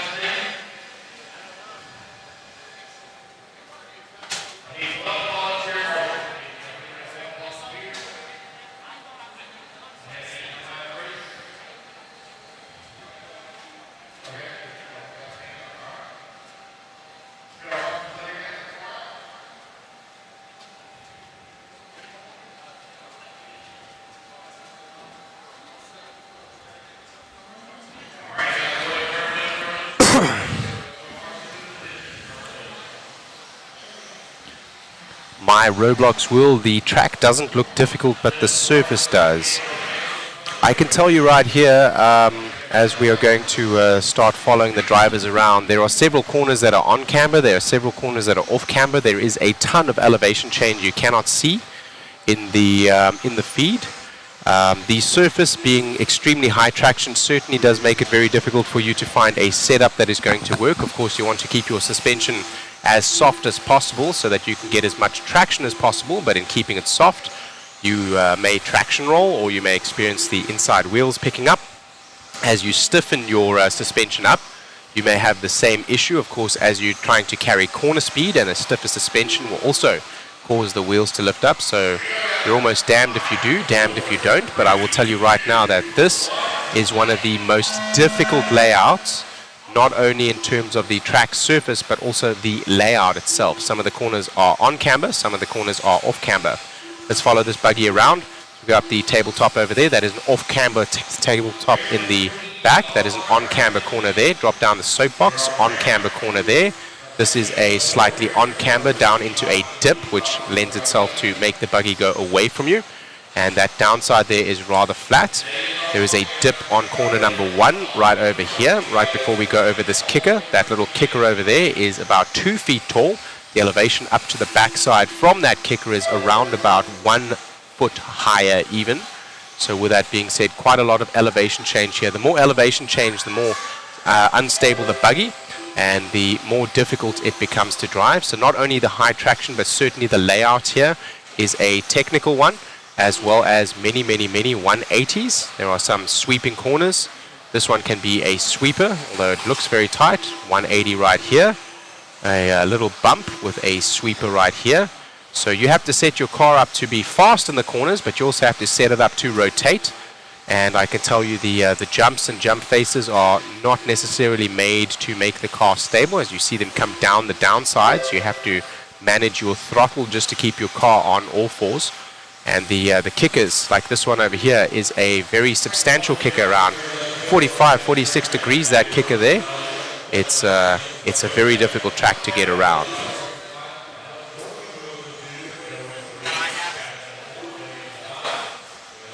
Isaiah is saying over here that Aidan Horn is a hoot in the interviews. I bet he is fun to race with. Absolutely he is, yes. Local racer at RC1. Anyone that races up there will know Aidan Horn well. He is quite a personality and a very fun gentleman to be around, a fun gentleman to interact with as well. He is like that in real life as he is in the interview as well. That is him showing his true colors, and here we are sharing the fun of RC with you. Essentially, that is why we get into RC, and why we all start this is we love racing, we love to have fun, and we form a ton of friendships out of that. So let's follow here Joe Fry. I think Joe Fry is there, Joe Fay is there in the, is he the white buggy or the pink buggy? I think he may be the white buggy. We'll find out in just a second as they separate there now. That is Joe Fay there in the pink buggy with the yellow wheels and the clear back. He's taking a little bit of a roll over as he goes over the DRC. It's Joe that has that funny profile picture. We went out and we took some profile pictures, did Matt and the photography team. And Joe decided that this is what he would have his profile picture be. He wore his hoodie backwards. No logos, no sponsors, being an independent two-wheel drive 17.5 buggy driver. This heat 2 of 4 brought to you by Team Associated. Joe Fay right now not going faster than Calvin Bruce from the first heat. So Calvin Bruce having a very good qualifier from that heat number 3 of 4. This now 2 of 4 expected to be faster seeds, but Calvin Bruce having a very good run. Joe Fay getting close to him, but needs to make 5 seconds up, and that is not going to help him. Having to dodge a little bit of traffic, and also the marshal, as the marshal was trying to get a car that was flipped upside down and now trying to dodge some traffic, gets up on the pipe there, unfortunately. The driver right behind him, I believe that is going to be Austin Raber. Jordan Beard now to what may be the point as they go across the line. We will see what happens with Joe Fay's time. He'll probably drop down. He does as he crosses the line. So right now, Jordan Beard from Adam Raber from Mac Wilkinson. Joe Fay is now in the 4. Adam McCown in the 5. Avon Dorch in the 6. 7 is Kaysen Futrell. Devin Figa is in the 8th. And Billy Womack is bringing up the 9. I believe that's Jordan Beard that we're following around now with the yellow and red buggy with the white wheels.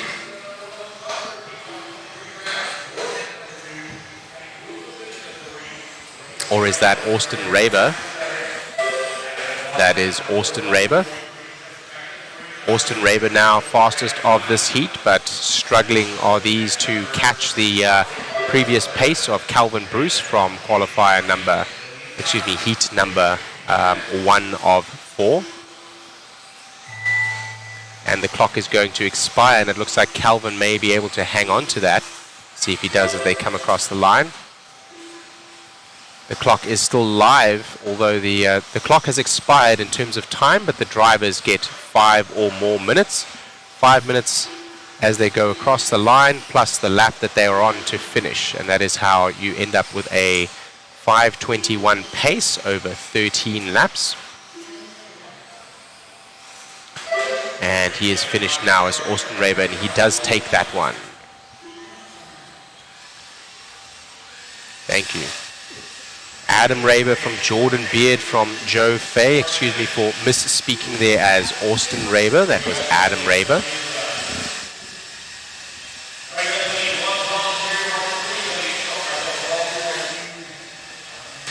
Let's have a look at our chat over here and take a moment to thank our sponsors: Team Associated, ProTech, RC, SXT, DRC, TDK, Exalt, TLR, Phantom Racing, Hobbywing, Motif, OneUp Racing, DBR, R1 Works, Vision Racing, Factory Tracks Racing, K&K Hobbies, Mod, Live Media, Boom Graphics, and Proline.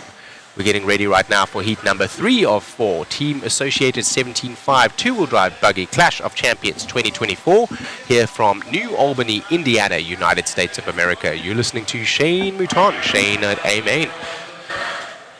Very happy to be here with you today. Let's have a look in our chat over here.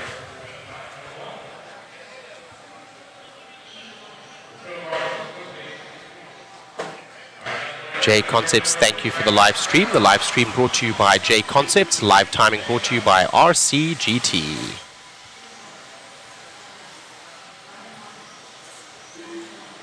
Where is the ESC located in the brushless RTR? The ESC, I believe, is a receiver. No, actually, it has a standalone receiver. So the ESC is in the center of the vehicle, I believe. I think we can show a picture of that. We did show some yesterday. And let me have a look at a picture there. One of our drivers is saying it's built into the motor. I'll double check that for you now. Let's have a quick little look over here.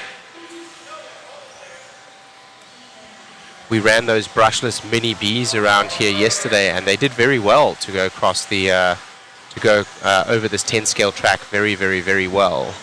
Yes, in fact, that is correct. You see the battery connector goes straight from the battery straight into the motor. The ESC is internal to the motor. Thank you very much for that information there, Mr. Eric Cheney. Eric Cheney, the manager over at Hayden Radio Control Raceway in Idaho. Another world-class facility. If you are on the West Coast, you should check them out. J-Man says he's never raced on clay, though I don't race at all now.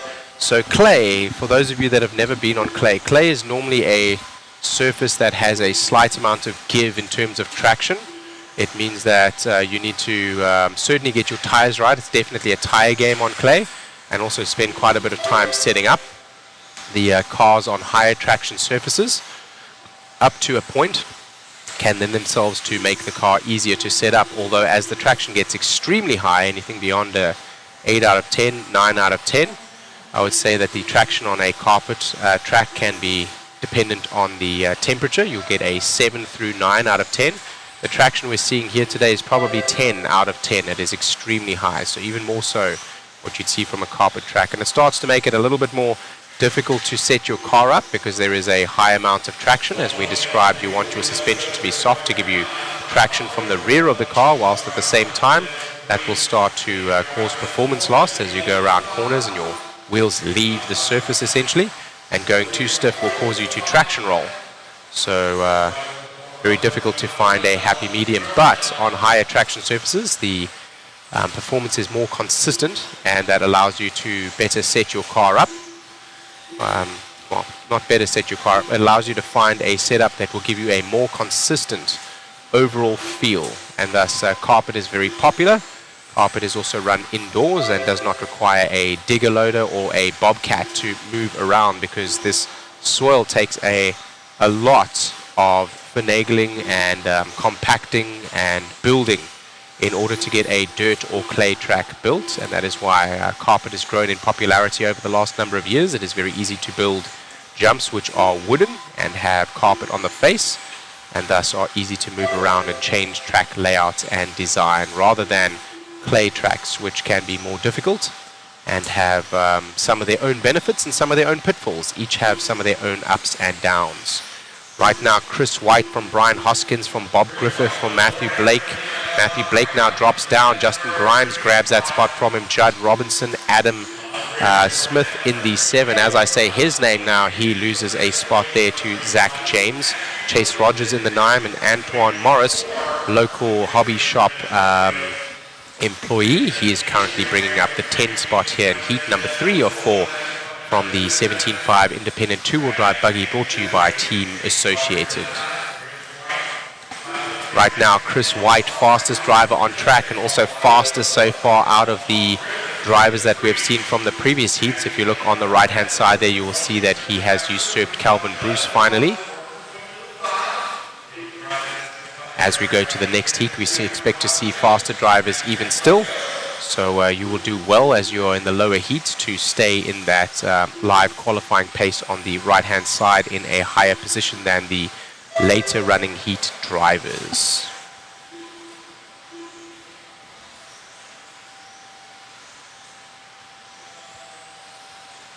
One of 44 is saying he loves running carpet. Crashes tend to be a bit brutal though. And yes, that certainly tends to be the case. On carpet tracks, we generally see a very flat surface, normally concrete, that is laid down with carpet. The carpet is normally a black ozomite carpet that is used, normally they use CRC carpet. It's a pretty universal carpet, thus the surface is very universal between many of the racetrack facilities and lends itself to racers being able to travel and thus take their setups all over the world and be able to run on the same carpet essentially. Temperature does affect that a little bit, but with clay, it can be very different. It depends on what kind of clay you have, it depends on what kind of traction compounds there are, it depends on whether or not they seal the track. All these things are variables that can affect the clay, the grip, the hardness, and so on. So the brutality that one of 44 is referring to there is as you roll over or crash, it is normally a very thin layer of carpet, about 1 or 2 millimeters thick, and under that is normally concrete. The clay is a little bit softer in terms of having a little bit of give with some moisture in the clay.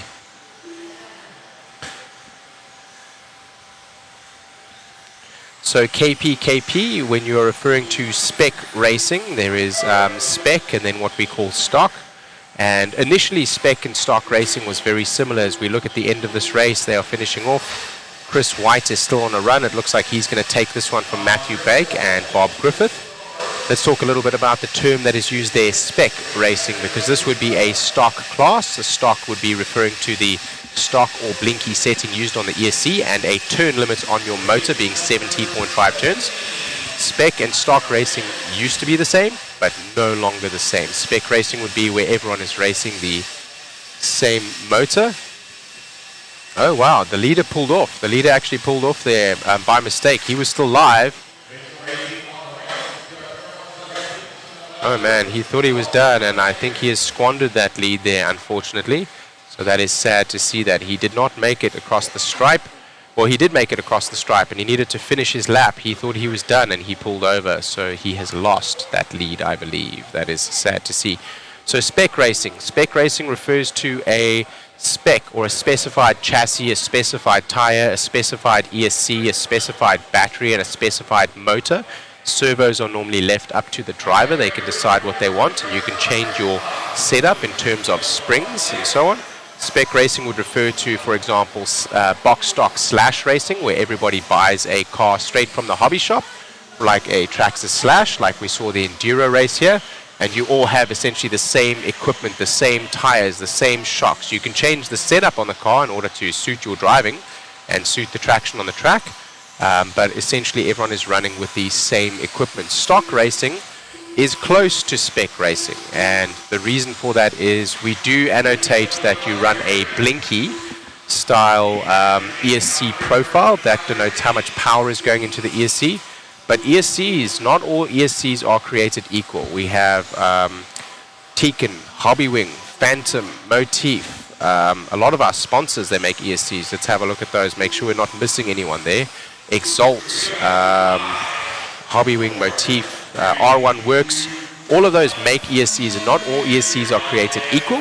Not all ESCs are, and not all motors are created equal as well. The technology does come quite a lot into it. So now moving away from spec in that some motors have more torque, some motors have more RPM. They're all within the rules that are established in terms of the thickness of the winding and the number of turns that they may have. But the way that they squeeze performance out, some drivers may like a very torquey motor, which will benefit you on these 180 turns here, and some drivers will like a higher RPM motor, as we see a sweeper right there where that would benefit you there.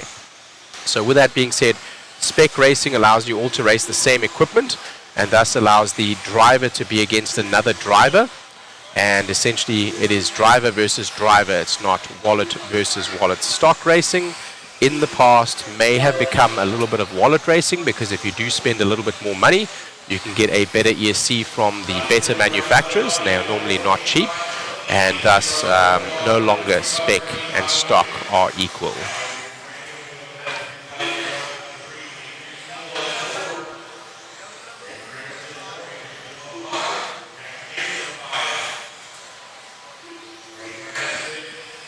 Joseph Fisher is talking about us here as we go through the technology that is getting better and better and better. He's saying that as we add 21.5, we should consider doing away with 17.5. 17.5 has always been the stock turn limit, and at carpet classes and many 10 scale tracks has been the stock turn limit. But as we see the technology increase and the rules also change over the last number of years, with the internal resistance on the motors being lower, thus allowing more performance from the same number of turns. We have noticed that the 21.5 class is going faster. So the 21.5 being a slower motor limits than a 17.5. Now the 17.5 has always been the stock class, and with technology emerging, we're seeing the 21.5s be fast enough and enjoyable enough to be able to go around the same track. So now we're seeing a lot of tracks like this one running 21.5 as well. I tend to agree but also disagree with Joseph's statement there that we should do away with 17.5. And I say that simply because of the fact that 17.5 has always been king.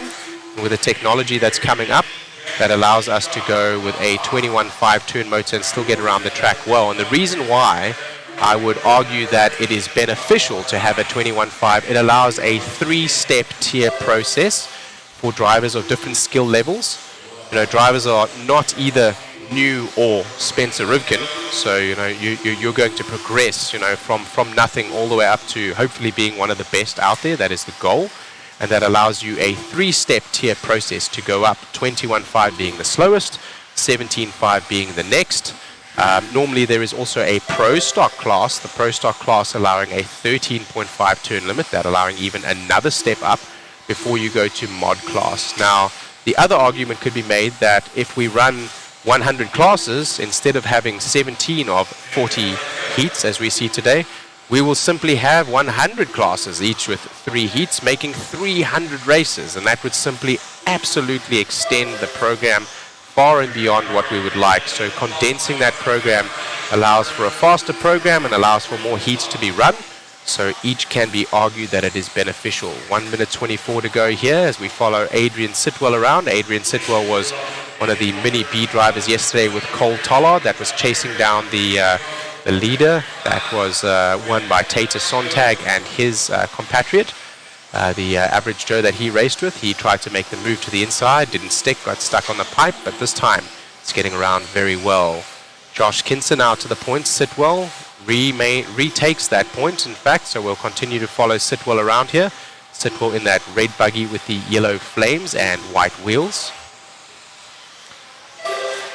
Right now it's Sitwell from Miranda, from Kinser, from Kramer, from Near, Jackson Near, the father to Jasmine Near, one of the young ladies that has been racing here with us and seems to be quite popular with our viewers.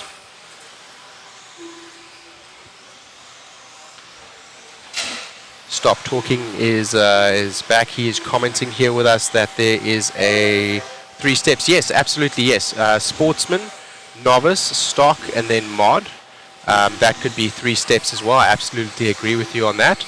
So what Stop Talking is referring to is where there are not as many turn limits. What some tracks will do is they will run a 17.5 class. We see it here actually, where 17.5 class is split up into 3 sections.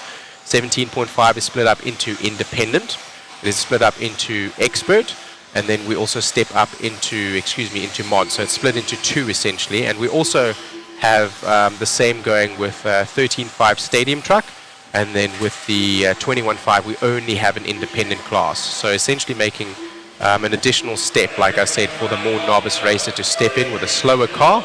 Less demanding and less skill is required for a slower vehicle, and thus allows the novice driver to do well as they start. We'll go to an interview with Adrian Sitwell and we will be right back.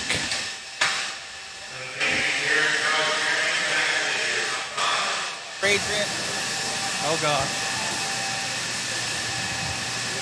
Amazing run out there, man. Grabbing it. How does it feel? Feels good. I made a couple of changes to the suspension this morning.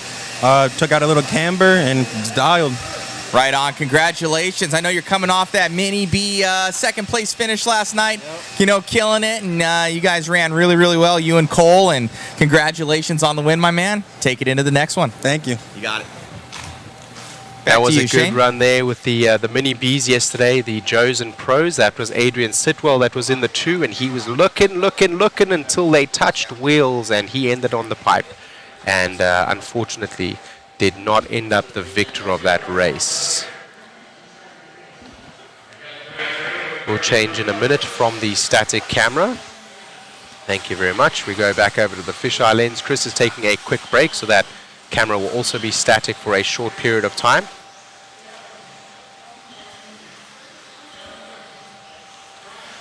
So let's have a look at the KP. I said that a third time.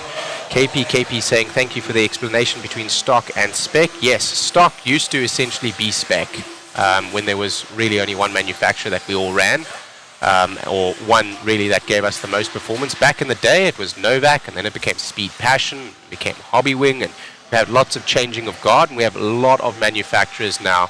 As you can see, our sponsors, just looking at our sponsors in terms of electronics manufacturers, there is Team Associated, who has Reedy, there is ProTech RC, there is Exalt, there is TLR that has some of their Spectrum products, Phantom Racing, Hobby Wing, Motif, R1 Works.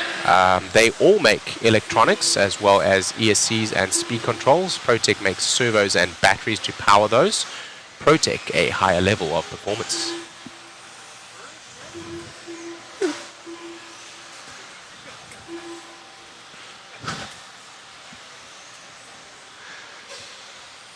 I gotta go to the bathroom again, dude. This coffee is going through me.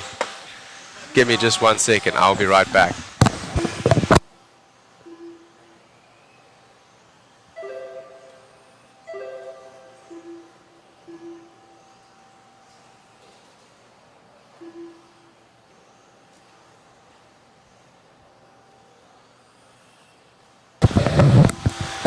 All right, we're back at it again, guys.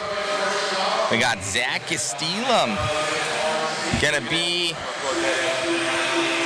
in the lead of this one. Now Cole into the lead.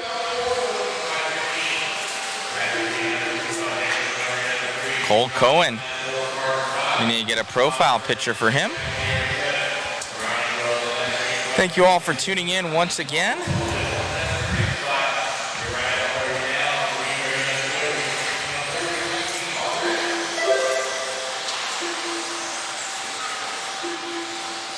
Cole in lead of this one. We got Zach Castilum going to be in that P2. Jacob Montgomery in the 3. Then Josh Carter, Tom. Jasmine Neer, Brian Kroll, Jonathan Paul, Nolan, and Will.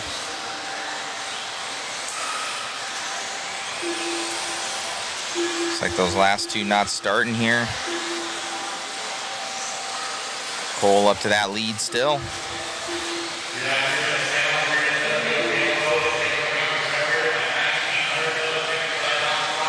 Thank you, Kevin Klein. Everybody rooting on Jasmine Neer right now. You guys see her car. Her car's right in front of the one that we're on right now. She's in that orange and purple. There's like a pink and purple. Up and over the double. It's like a hot pink. Up over on that right-hand side here for Jasmine, down that straightaway. But Cole, your leader.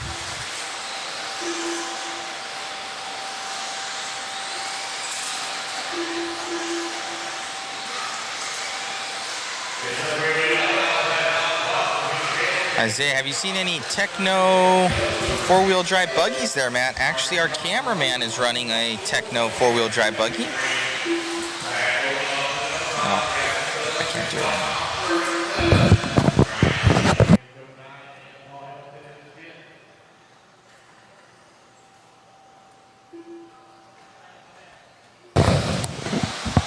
still with Cole. Making it happen. I need to see if I can grab that profile picture for him. Looks like on pace, he's 1 second up, so 0.8 of a second in between himself and Montgomery.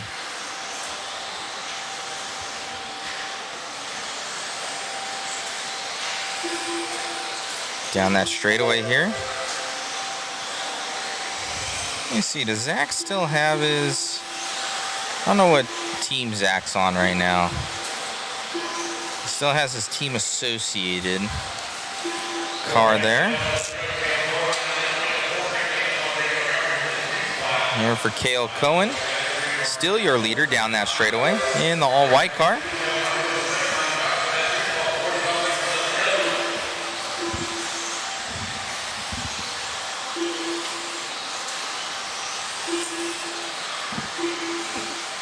I mean, that might be...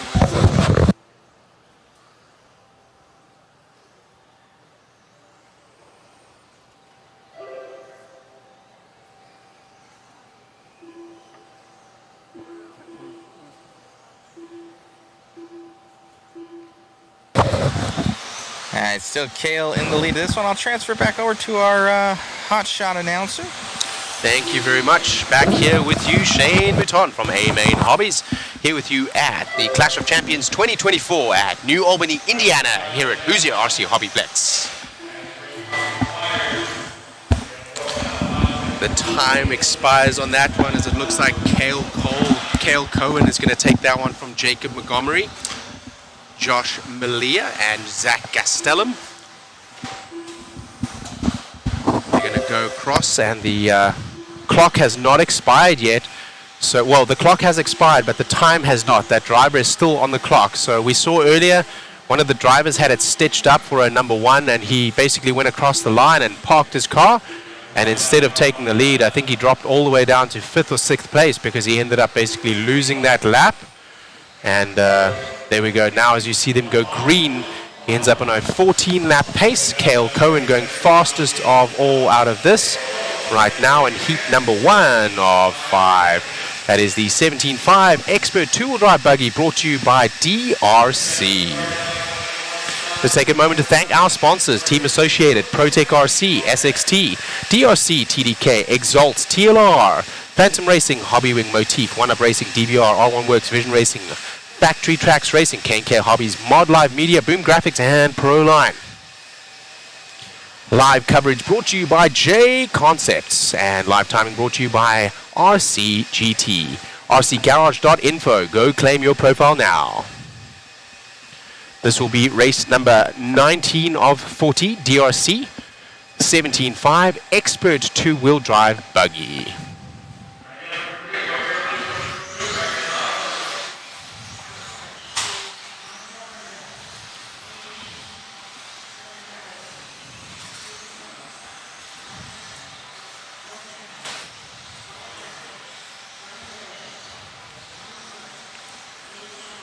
Alrighty, let's have a look over here at the chat, and we're going to get back to just quickly chatting as they get checked in and practiced. We're going to get back to chatting about spec racing, different classes, sportsman, novice, and pro stock or pro. So in some racetracks, what they will do is instead of having motor turn limits, they will keep it as the same class, being a 17.5 turn motor. You'll have a novice class, which will be all of your novices. You will have your sportsman class, which are your slightly more experienced racers, no longer novice. And then you will have an expert class, or a pro stock class, as it is called in some places. And that will allow you to essentially be with a same setup and same car and same turn limit, thus not having to spend money to change classes in order to buy a new motor or new ESC or anything like that, but race at different skill levels. So that is another way that sometimes the races are, or the tracks decide to split up their classes and skill levels rather than a motor turn limit. As we get started with this one right now, heat number 2 of 5 in 17.5 Expert two-wheel drive buggy brought to you by DRC as they go over the DRC roller. Into the ProTech tabletop, Phantom downside, Proline S's and Exalt soapbox, Hobbywing triple, where they're going to double and single in into the shoe. over the team associated double and onto the start finish straight away. Getting a bit of a rough start, these guys, from the beginning of their race, and we'll see them settle in as the race goes on. 17.5 expert buggy here. I missed that last race, and one of the races that seems to be followed well in our chat is Jasmine Neer. Jasmine Neer, her father is here racing as well, Mr. Neer. You'll see him in another one of the races. Jasmine Neer on the HobbyPlex team, I believe. Lots of you cheering for her in the chat. One of 3 females in this driver lineup out of the 200 and some drivers. Do not think that this is a male-only sport, or, you know, females can't race against males. The equipment and your skill level, as well as your time spent setting up the car and setting up your tires and so on, that is what denotes how fast you are, not a physical strength. So this is one of the sports through which there is an even handicap to all of the drivers. And Jasmine Neer showing up quite a lot of the guys in the last race there. Looked like she came out on top of the last one.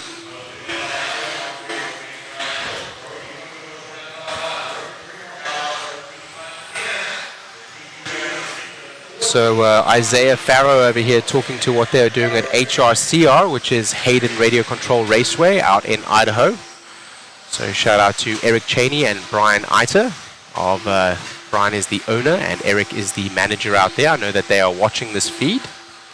They say they have a novice class, which is kind of a mixed chassis, and we do that. Many racetracks do that, where they don't really have too many rules pertaining to what is in the novice class. It is more of a run what you brung kind of class, and the reason why racetracks do that is so that they can invite as many people into the hobby as possible. We don't want to make the cost exorbitant for somebody to join us. So if you don't have one of these buggies already, maybe you have a Traxxas Bandit, for example, bring it and race. It is more run what you brung.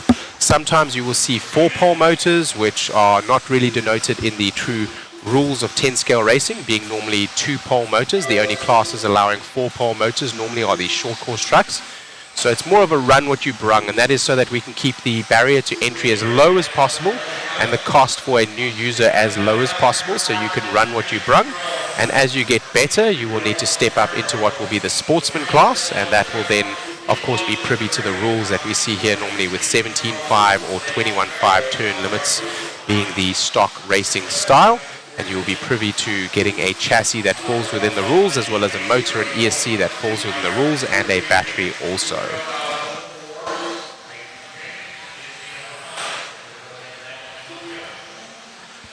Isaiah, I very much enjoy that additional step there. I know some would say, and some would argue, that condensing the number of turns would make it easier for a driver to change.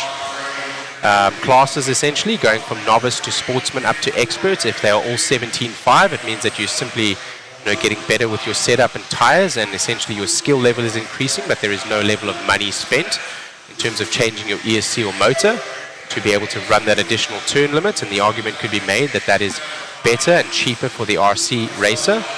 The next argument could be made that the different turn limits allow for different speeds as well as different demand from the drivers. So each racetrack is going to decide how they want to do it.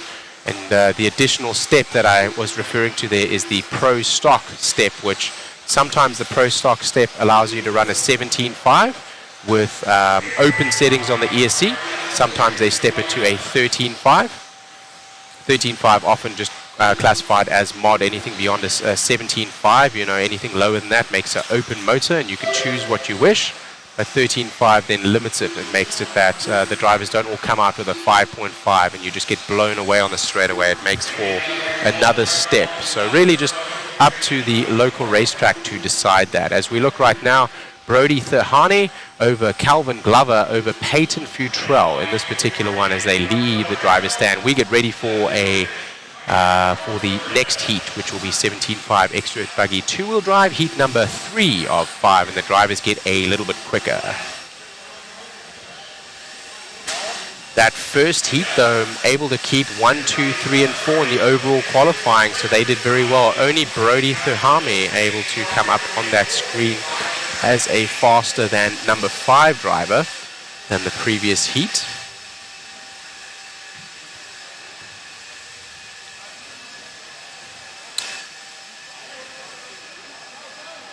Go the Frame says, learn ESC settings in practice. Fast stock motors are stupid enough. Yes, I will agree with Net Cruiser. And again, you know, it really depends on the local racetrack. So what you should be doing is checking with your local racetrack to see what they're running, why they're running that. They obviously have reasons for why they choose what they choose. And one brush cannot tar all. As we see across the USA, we see a lot of demand. Some places have ET, which is electric truggy, 4-wheel drive, 10 scale running. Some places you don't see a single one of those. Some places you see a ton of 2-wheel drive buggies. Most places you see a ton of 2-wheel drive buggies. Some places you see some 4-wheel drives. Some places you see some stadium trucks. Some places you see no stadium trucks. So really just is up to them. We have slash classes at some places. We have mini B classes at some places. There is a lot of difference across America and across. Essentially, the racetrack is going to take what the local racer wants, and they listen to their local racer, and they try to run the classes that the local racer wants to run. We always said over at Silver Dollar Raceway that any 4 makes a class. So if the 4 of you come out and you want to race Kyosho Mini Zs, and they're going to make it through the track, and they can do it on that layout, bring your Kyosho Mini Zs. Now, of course, that's not going to happen. The Kyosho Mini Z very small, and an on-road car is not going to make a jump. But just as an example, any 4 could make a class. It looks like we just shared the waffle again. So if you want to get involved with the waffle, a big news and big chatting point over here has been the team associated B7. If you'd like to win one of those, you can win one for $20. Timing has gone a little bit wonk, so we have just taken that off the screen. Apologies, not trying to strip you of information, but we will get that back very soon.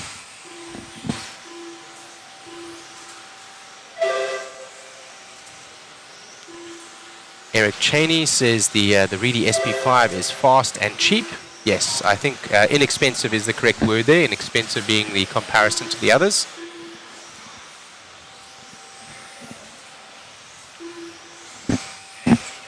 Eric Cheney from Hayden Radio Control Raceway out in Idaho. Thank you for joining us in the chat.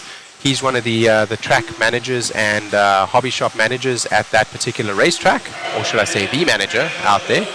So he could speak to how they split up the classes and so on. If you have some questions, pose them in the chat. Say Eric and semicolon and your question, and you can ask them there what they do at their local track if you'd like to go and race down at Idaho. If you're not in Idaho, Google local hobby shop and look for your closest radio control raceway and give them a call. Go visit them. Go watch the races. Do not buy a car just straight out of the box and expect that car to be run there.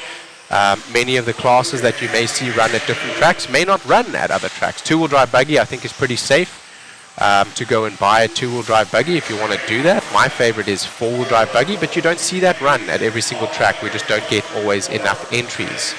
So with that being said, I would highly recommend that you always check with your local hobby shop where there is a racetrack and what classes they are running.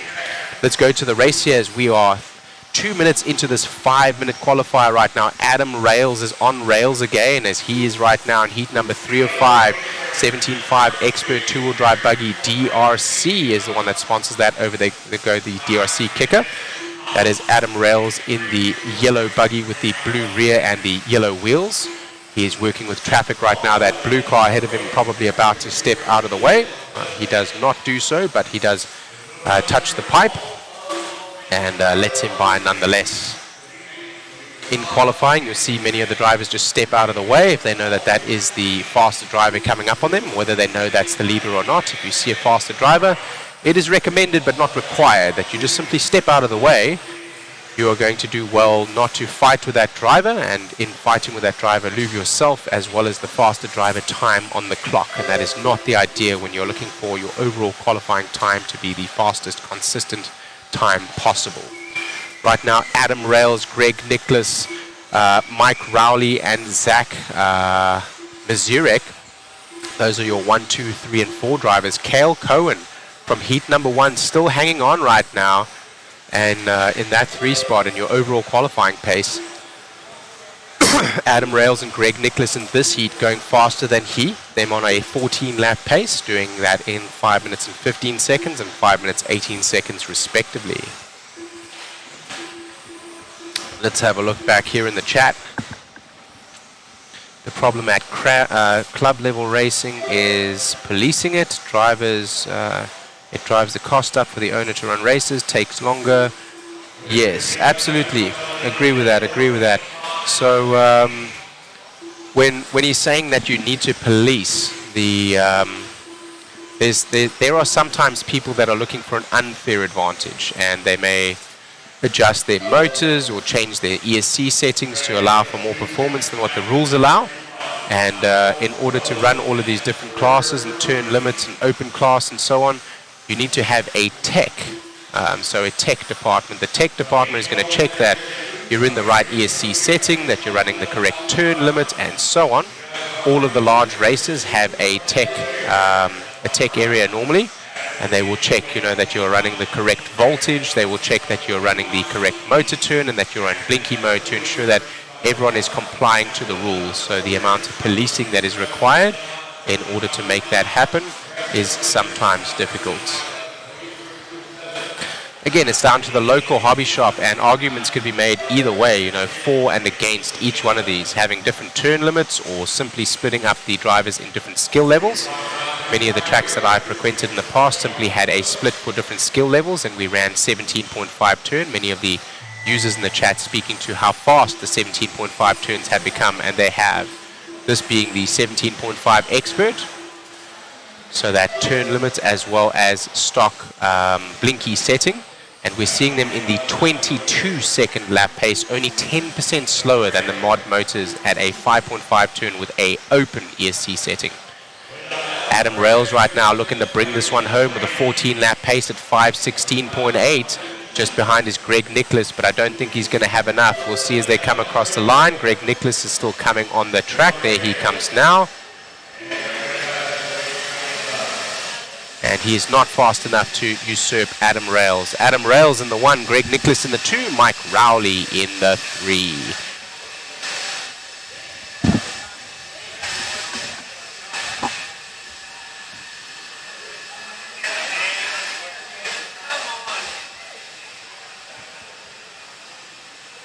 So we've been talking a lot about electronics, motors, settings, stock class, spec class, and so on. In the chat right now, many are referring to the chassis and the benefits that you can get from the chassis.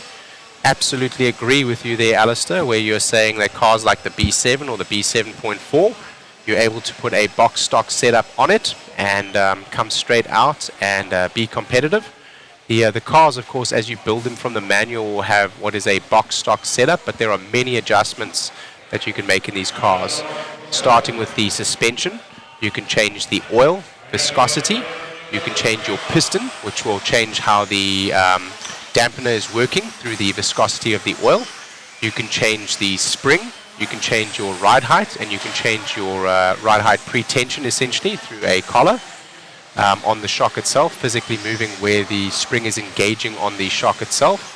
And you can also change the shock length as well as the shock rod end. And then that is just in the shock itself. Then you can change the shock position. There are several positions on the shock tower, normally 3 to 5. And there are normally some positions on the A-arm, which allow for a different angle. The more angled and thus flat and lateral the shock is, the better your car will corner, but the more unbeneficial that will be for jumping. And vice versa, the more upright you run your shock, the more the shock will lend itself to giving you a plush landing and plush takeoff, but it will not corner well because the shock is more upright than what it is lateral. So lots of changes you can make in these cars, lots of adjustments you can make in the chassis. For steering feel, you can adjust the camber, you can adjust the toe, you can adjust the caster of the wheels as well.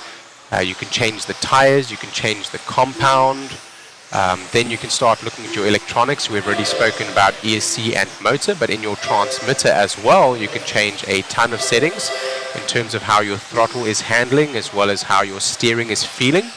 So it does take a fair amount of time at the higher levels to get everything dialed in and squeeze out each last 0.1% of performance that you can from your driving style, your chassis, your electronics, including your transmitter, your motor, and your ESC. We're going racing here. Some big names in this one. Brian Dunbar, Doug Riviere, defending champion, Aaron Kothman. We've got out there also Ethan Hoskins, Colin Clark, Mason Templeman, winner of Masters of Dirt, Chris Dosek. We also have Brian Dunbar. Brian Dunbar right now is coming down that soapbox right there, local hero and Yokomo driver. Had a little bit of bad luck yesterday in seeding as well as qualifier 1, and he is starting to put together more consistent runs now. We saw him in another race a little bit earlier today. He was doing very well. Right now getting shaken up and very close to the timing and scoring. As you see there, all of our top drivers all separated by about 5 seconds. So Ethan Hoskins running a 14.509 pace, and your 5th driver running a 14.515 pace, so about 6 seconds separating all of them. That is 1 bobble, and that will take you from 1st down to 6th place. These drivers all right now in heat number 4 of 5, essentially for the B main, will be going faster than all of the other heats that we have seen, and our next heat we expect to see even faster.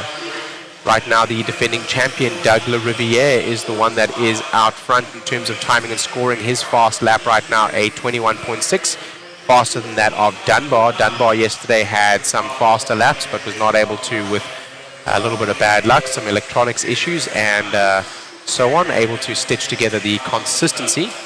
Right now Doug Riviere is bringing the fast lap as well as the consistency, so we'll follow him around. He is that buggy going down the Exalt soapbox right now and going to the shoe and the team associated double. That is the red front and white rear. It is orange in real life. It looks red on camera, so it is orange front and white rear with white wheels. So he goes up the ProTech upside and Phantom downside in the Proline S's. Doug Riviere, local NorCal hero. I've raced with him a number of times, not against him, but with him. And he has frequented also Silver Dollar Raceway, so someone that we know very well at A Main Hobbies and have raced with many, many, many times. Our track director, late Mr. Kevin Jellick, rest in peace, my brother, and honor to you, sir, was one of the best track directors I've seen pretty much anywhere in the world, building some of the best facilities and one of the most technical tracks out there. And Doug would make it look easy, just like he's doing on this technical layout from another great track master, Mr. Eddie Henley, owner of Hoosier RC HobbyPlex. Very different surface here, being clay, and those were outdoor dirt as well as outdoor turf and outdoor carpet. Now going indoor at our new Silver Dollar facility at Chico, California. If you are local to Northern California, anywhere in Sacramento, Chico, or the surrounds, you should come check out our racetrack at A Main. It's down at Fair Street now in Chico, California, about 2 hours north of, 2 hours, yes, north of Sacramento. Forget my geography a little bit as I've moved out to North Carolina about 2 years ago, in Charlotte now, where the other facility is for A Main Hobbies. Still following Doug Riviere around as he's on a 14-lap pace right now in a time of 5 minutes and 6 seconds. Closest behind him is Mason Templeman. Templeman needs to make up around about 4.4 seconds on the track. That's quite a lot of time with only 22 seconds to go. So barring a failure or a mistake here from Doug, he's probably going to bring this home in the 1 spot. Still the fastest driver out there, 21.4 second lap time.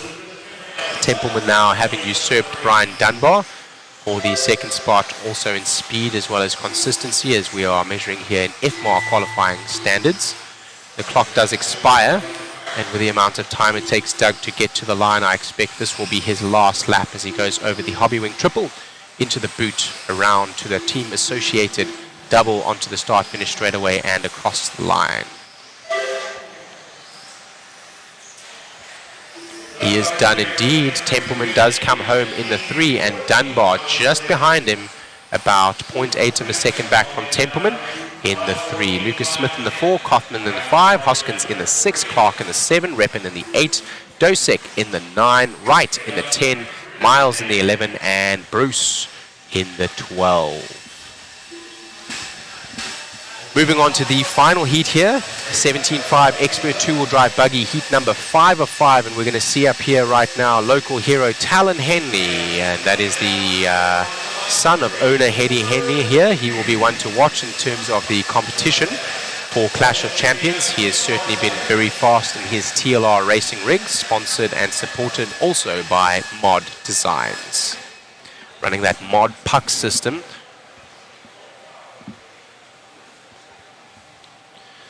Jeff Stakovitz has also been very fast, so he will be one to watch. Local hero Nate Sutherland.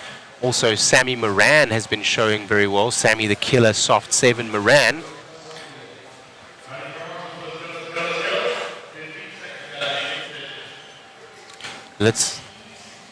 I cannot see that.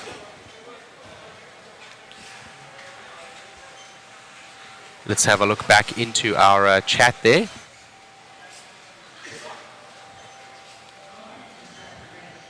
Yes, Mr. Matthew, a shameless plug. Yes, we have to get all the advertising that we can get, not only for hobbies, not only for hobby shops, also for racetracks, but for facilities. I believe it is sometimes difficult to find the correct information and find yourself a facility at which you can race. For example, myself, before I joined A-Main Hobbies, I had absolutely no idea of the stature and size, as well as a number of races that compete in RC racing, nor the facilities. When I was a kid, I had a King Blackfoot and a Midnight Pumpkin, and if we had 4 races and somebody with a wooden BMX, jump that they had made themselves in their own garage, and somebody to count lap times for us, that was a big racing day for me, So today here to see over 200 physical drivers here with over 430 entries across the classes, absolutely gargantuan. So I want to help to promote all facilities across America, including the ones that I am associated with and work with. We've also talked about RC1 up in Michigan, Hayden Radio Control Raceway over in Idaho, talking about Hoosier RC HobbyPlex, one of our sponsors here, K&K Hobbies, is close by as well. So just helping to educate all of the viewers wherever you might be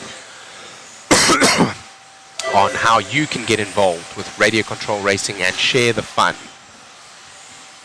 Oh yeah, absolutely, Matthew. You are welcome to poke fun. Absolutely, absolutely.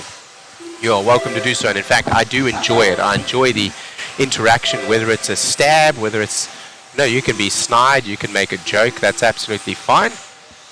The only things we won't talk about are those things that they tell you in school we won't talk about, because this is racing. So we won't get into politics, we won't get into religion, we won't get into anything like that, because none of that matters here on the racetrack.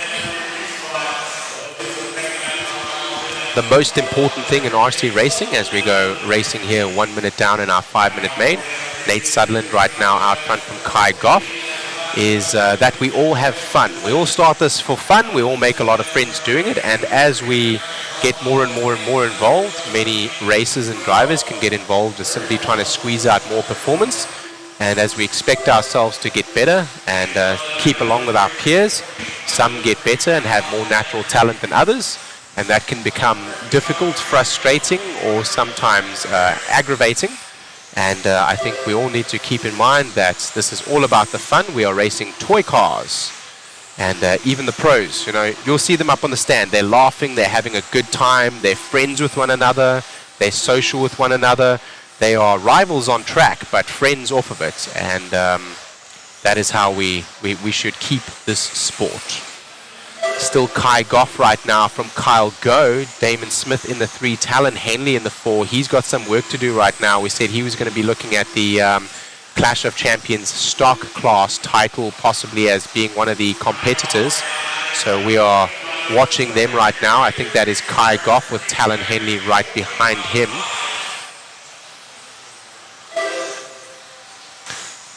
Talon TQ'd in yesterday, and he's sitting in the 4 right now, clawing his way up to the 3, so a little bit of work to do. I believe that is Talon in the 2nd place on the camera feed as we are watching right now.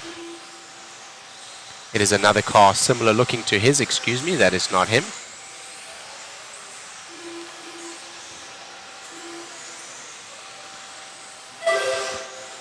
Let's follow Talon Henley as he goes across the start-finish.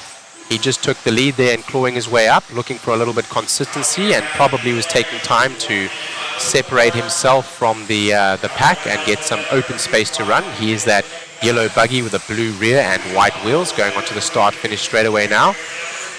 He's been clawing his way up and now goes to the lead. He was in the 4, then the 3, then the 1. Kyle go, and he is swapping paint, or swapping, not paint, but swapping times. So if you see Kyle go right now is on a 14.503 pace, and Talon Henley is on a 14.504 pace, so he needs to make up around 0.2 of a second. You see the difference between their times there, and they're going to be swapping. It is a ding-dong battle right now. Whoever is going to make a bobble or a mistake or possibly get stuck in traffic will be the one that will be struggling there to keep the lead. On the top left there we have, that's Talon. That's him actually on the driver's stand, so very relaxed. It is important as an RC driver. Could we pan out just a little bit to keep his arms in focus there? So staying very relaxed, keeping his fingers nice and relaxed, and nice and gentle on the inputs. This is all very important to keep speed through the corners. Some drivers are much more aggressive than that, but it will lend yourself very well. We were talking yesterday about the amount of adrenaline that you will feel, especially being in a position that he's in right now, sandwiched between two cars very tightly. I believe that is for position. That is the number 3 ahead of him, and I believe that is Kai Goff that is going to step out of the way. Kai looking to lose as little time as possible, not only on his clock, but also to Talon as he steps out of the way, the faster car going through. Look at how relaxed he stays. Look at how focused he is, but at the same time relaxed he stays. The adrenaline can really get the best of you sometimes. With 15 seconds to go here, they're probably going to get around for 1 or 2 more laps. Talon right now having stretched out a little bit of a lead right now over Kyle Go. You can see their times a 14 lap pace at a 5:03. It's going to get around for 1 more lap, it looks like. And it looks like that might be, yes, it's Kai Goff that is in the 3 spot trying to close up on Talon Henley. He would have to pass him and make up time as well. That's cool that you're showing the inputs. I really like that.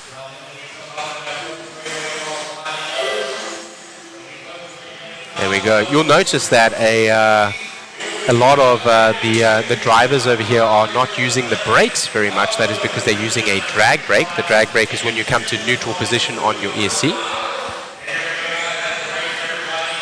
Neutral position on your throttle, and that neutral position will essentially automatically apply some brakes.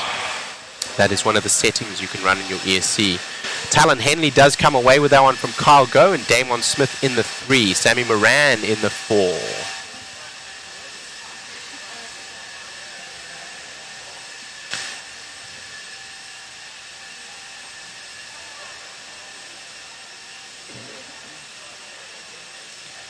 Thank you for the pronunciation help there. Of course, some of these drivers, actually, if we wanted to pronounce Goch correctly, I believe that is a Dutch surname. Goch would be how you would say it, but each person would pronounce that differently. I'm simply reading it from the screen, and the pronunciation of how they would pronounce it themselves is different.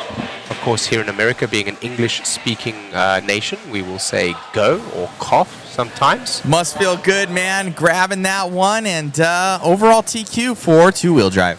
I'm so happy. I'm proud of myself and all the stuff I've gotten done to this car. Me and Michael working very hard on this thing. The team figuring stuff out together, and it really paid off. Congratulations, man. I saw you were grabbing some mod parts back there, kind of figuring out that setup just to be just right for that run. Quicker rotation. I mean, I dropped 0.3 of a second putting your stuff in the car for this race. Unreal, dude. Congratulations on the run, and anybody you want to thank? Everybody. I'm so thankful for all my sponsors, everybody that helps me out. All the names that are on my sponsor shirt, I'm very thankful for everybody. Well, it's just RC HobbyPlex right now, so it'll be another shirt later on. Mom and Dad, most of all. Congratulations, my friend. Great job. Thank you very much. Back to you, Shane, in the booth. So that's Talon Henley, and looking on the right-hand side there, getting a embrace from his father, Mr. Eddie Henley, track director, and also, of course, father to his son, and spending a lot of time. Talon Henley talking to Matthew from Mod Designs there, with the Mods Puck system is one of the products that they provide, and that is in Talon Henley's car, saying that he shaved 0.3 of a second per lap time just putting that in. How he did that is essentially by allowing the puck system. It has a plastic little bit that binds with the outdrive and allows for a more responsive drivetrain, and also the axles as well as drive shafts themselves are lighter by 30 to 40%, allowing for less rotational mass and thus more performance from the same motor to go into the wheels than ever before. And that was able to shave him down 0.3 of a second and thus putting him in contention and winning that one out. If you subtract from his 14-lap pace, 0.3 seconds, that may have put him down in around about the third spot. And Talon Henley right now taking the TQ in this as well as Q2 in Q1 earlier, so that will put him in a commanding position for Q3, maybe even could take a hiatus and still qualify high enough for the A-main TQ spot. We go now over to the two-wheel drive mod buggy heat number 1 of 3, brought to you by SXT as they go over the SXT double. SXT traction compounds, one of the chosen traction compounds here at Hoosier RC HobbyPlex. SXT Max Traction as well as SXT Baja compound seems to be the two that most are using in the pits for this particular race. Coverage brought to you by JConcepts. JConcepts Smoothie 2s in silver with the Dirt Tech inserts being one of the tires of choice of many of the drivers here. And then the live timing brought to you by RCGT or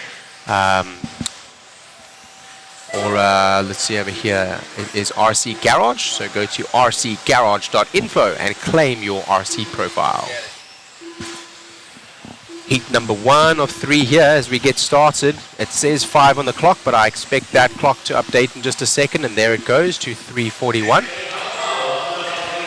Great system and timing here from Mod Live Media. Thank you very much to Matthew Olson. He is behind the scenes today, making the broadcast look good. You're here with commentator Shane Mouton from A-Main Hobbies.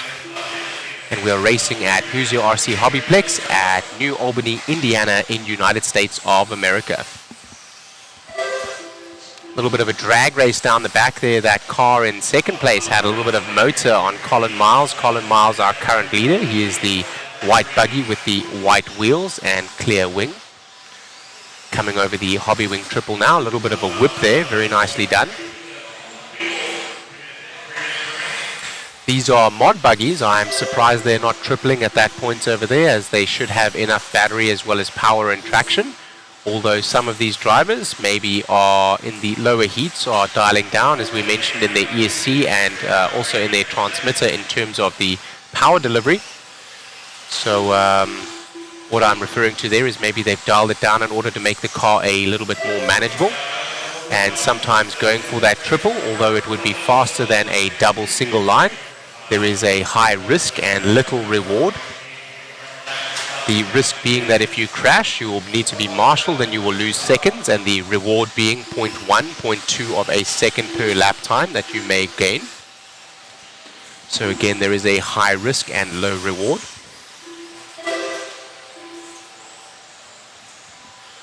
If you guys are watching in the chat, I would like to give a shout out to all of your local raceways. So I see Mr. Matt Raymer there giving a shout out to his local racetrack, Finish Line Hobby and Raceway. There is 2 Finish Line Hobby and Raceways that I'm aware of. Which one are you at? He says he is in Northeast Indiana. So let's have a look over here.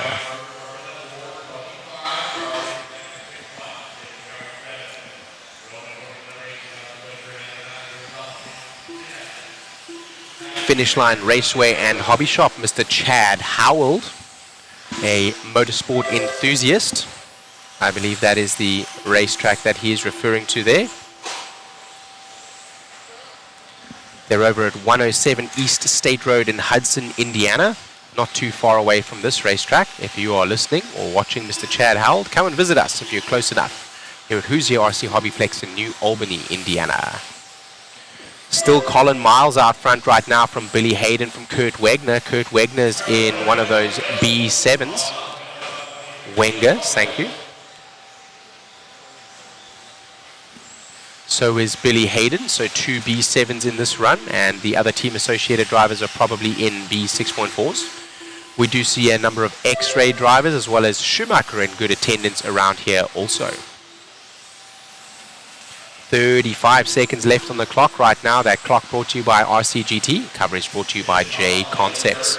This rate brought to you by SXT, chosen traction compound here at Hoosier RC HobbyPlex.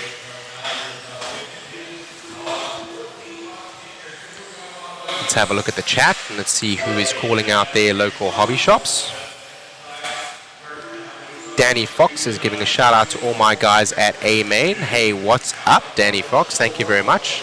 Over at the A-Main Retail Hobby Shop, as well as Silver Dollar Raceway, and now also soon to be the Fair Street Raceway. I believe we brought the name of Outback Raceway back, so shout out from A-Main Hobbies, Outback Raceway, and Silver Dollar Raceway over in Northern California in Chico.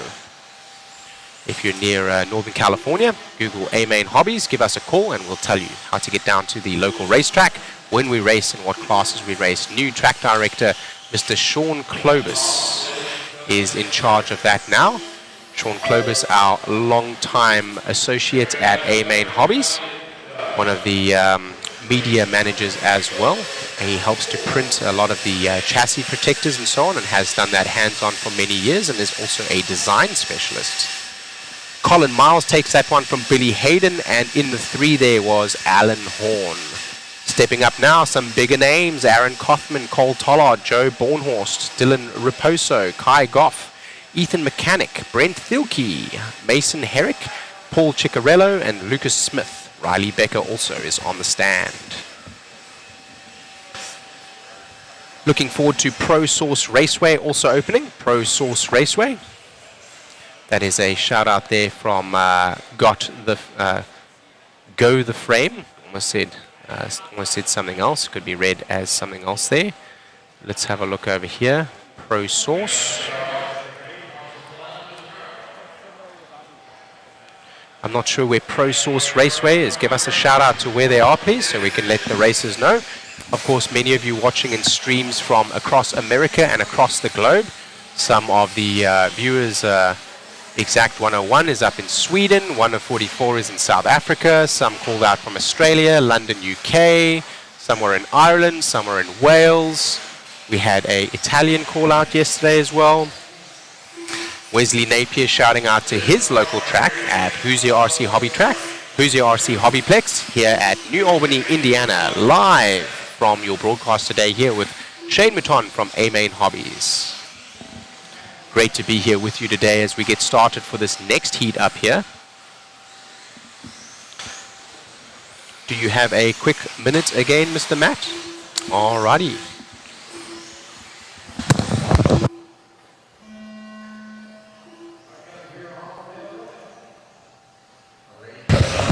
Hello guys, back on it again with you here.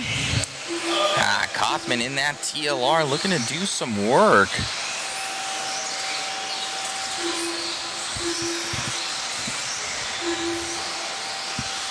Over 430 people watching right now. Right on, guys. Thanks for the support. Be sure to share, like, and subscribe. Looks like Mason Herrick going up into that P1 position here early. Now Cole Tollard into the lead. So CFT into the lead of this one in that TLR 22.5.0. Be dropping down. He's going to be in that yellow and pink car down the straightaway. Looking good here for Cole.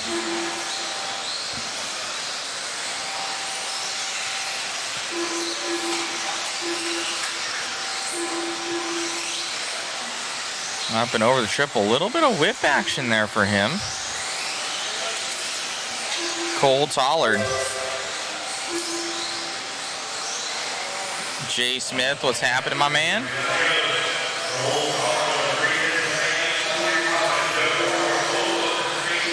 Oh, getting on two wheels there for goal. That was a little pucker moment right there. I want to see that one.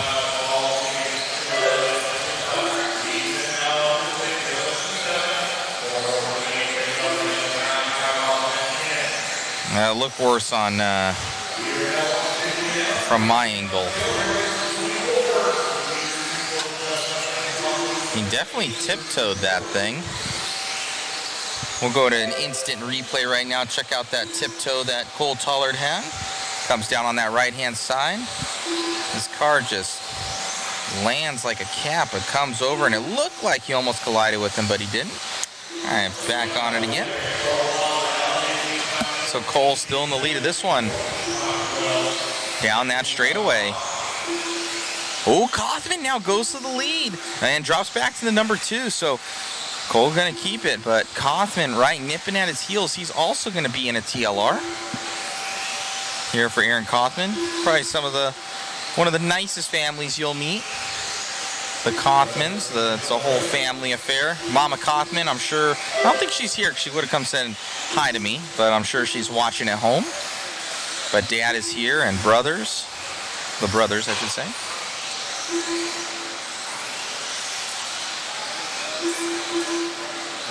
Andrew and Aaron. Kevin, we are really enjoying the coverage, watching from Lansing, Michigan, I believe that is, and finishing my first e-buggy build. Right on, man. Thank you guys for tuning in. What's up from New Zealand, from Grizzly RC? Track looks extra sticky. It's sticky, man. It's like a drag strip out there. Your feet almost stick to it. You see, CFT, he's channeling his inner airplane, getting over that thing, hoping that the little wheel flicks does him some due justice to get over that triple. That triple really hard for a lot of people. It's kind of the make or break. Here you have to set up right for it. It's right out of the apex of that corner. Here for Cole Tollard and Aaron Kaufman.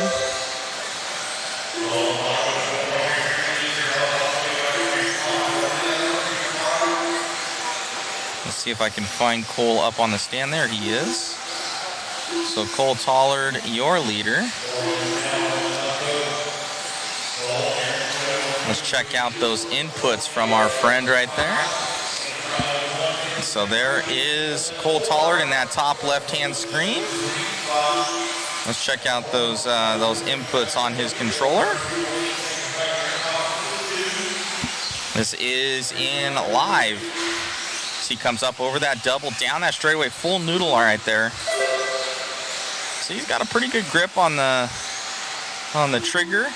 Usually my tip of my fingers on the trigger. He's running that M17, it looks to be. Dropping down here for Cole through the triple. Ooh, you can see him and get on it. And down the straightaway. Cole Tollard on the move. TLR, JConcepts, Hobby Wing, a ProTech, A-Main Hobbies. That's what's on his shirt at least. As time expires here for CFT as he comes through that triple section.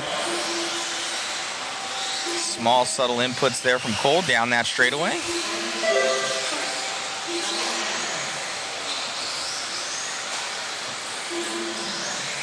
Looking good here for CFT.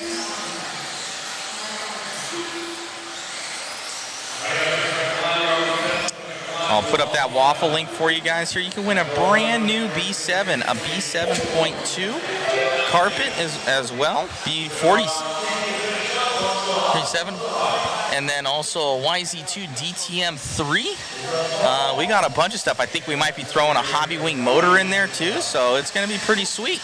Alrighty, guys, we'll talk to you soon as we get with the big guys. Back to you, Shane. Yes, indeed. Big boys coming up, and we got Matty Gonzalez up here with us in the announcing booth for Hobby Wing. Let's see what he has to say. Big names in this one, so I had to run off real quick to ensure that I would not be focused on anything else other than this race as we get ready for a big one now. SXT Mod 2-wheel drive buggy heat 3 of 3, the fast boys out on track.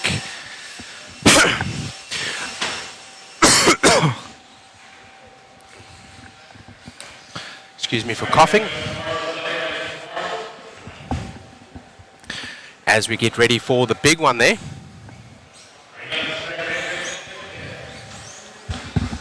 Apologies for that camera up in the top left. I'm not sure what that is showing us, but it is there for now. We will leave that for the time being. We're getting ready for the big boys here. Right now is going to be Dakota Fend, Tom Rinderknecht. I keep butchering his name, and I did apologize to him Rinderknecht, there we go, yes, Rinderknecht. So I think I said Kinder Egg at one stage yesterday. I did apologize to him personally, and I seem to be stumbling over his name substantially, so I apologize. And he said, you know what, don't worry about it, and if anyone gives you a hard time, tell them to leave you alone. So, what a nice guy he is, yeah. All of these guys, you know, very personable. Dakota Fend, Tom, Davey Barter, Tady Sontag, Chase Lemonew, Spencer Rivkin, Dustin Evans, Brock Champlin, Ryan Cavallari, Aiden Horn, Gavin Vashina. What a bunch of nice guys. They're the fast guys and definitely the hardest of rivals on track. As we get going here, we follow Spencer Rivkin around. Spencer Rivkin in that team associated B7, powered by his Hobbywing powertrain and battery power from ProTech RC, servo from ProTech RC, a higher level of performance available at your local hobby shop. That is a lap as we go around now over the JConcepts kicker, the SXT double over the DRC roller into the ProTech upside. We're going to follow now with, I'm not sure who, we are repanning as we go up onto the ProTech upside, Phantom downside, Proline S's Exalt Soapbox into the Hobbywing triple. Are they tripling? Yes, they are, and he's just making that, whoever that driver was over the team associated double. We're dropping back now. It looks like that is Dakota Fend. On camera, that does look like pink, but I can assure you that is orange in the front of his buggy and purple rear with yellow wheels.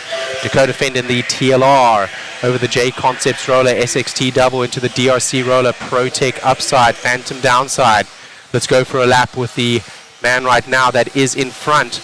It looks like Dakota Fend from Aiden Horn, from Davey Barter, from Brock Champlin, from Spencer Rivkin in the 5. All of these going faster than the last heat and expecting to do so. Many of the pros in this particular heat.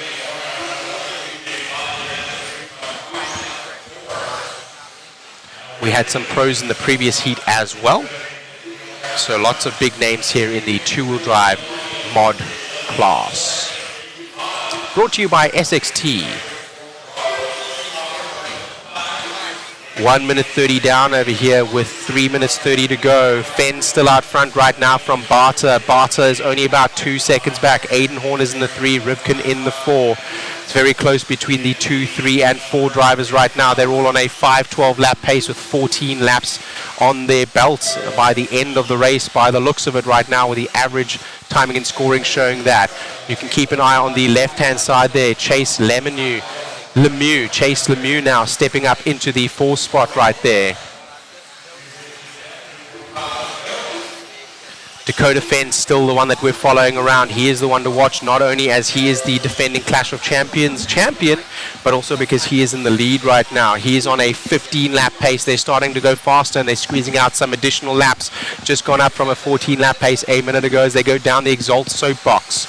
Over a triple there, Dakota looking nice and clean over the triple, giving a little bit of a whip so as to set himself up for the next corner, and going through quite nice and quickly on that lap there. That last lap around was a 20.7.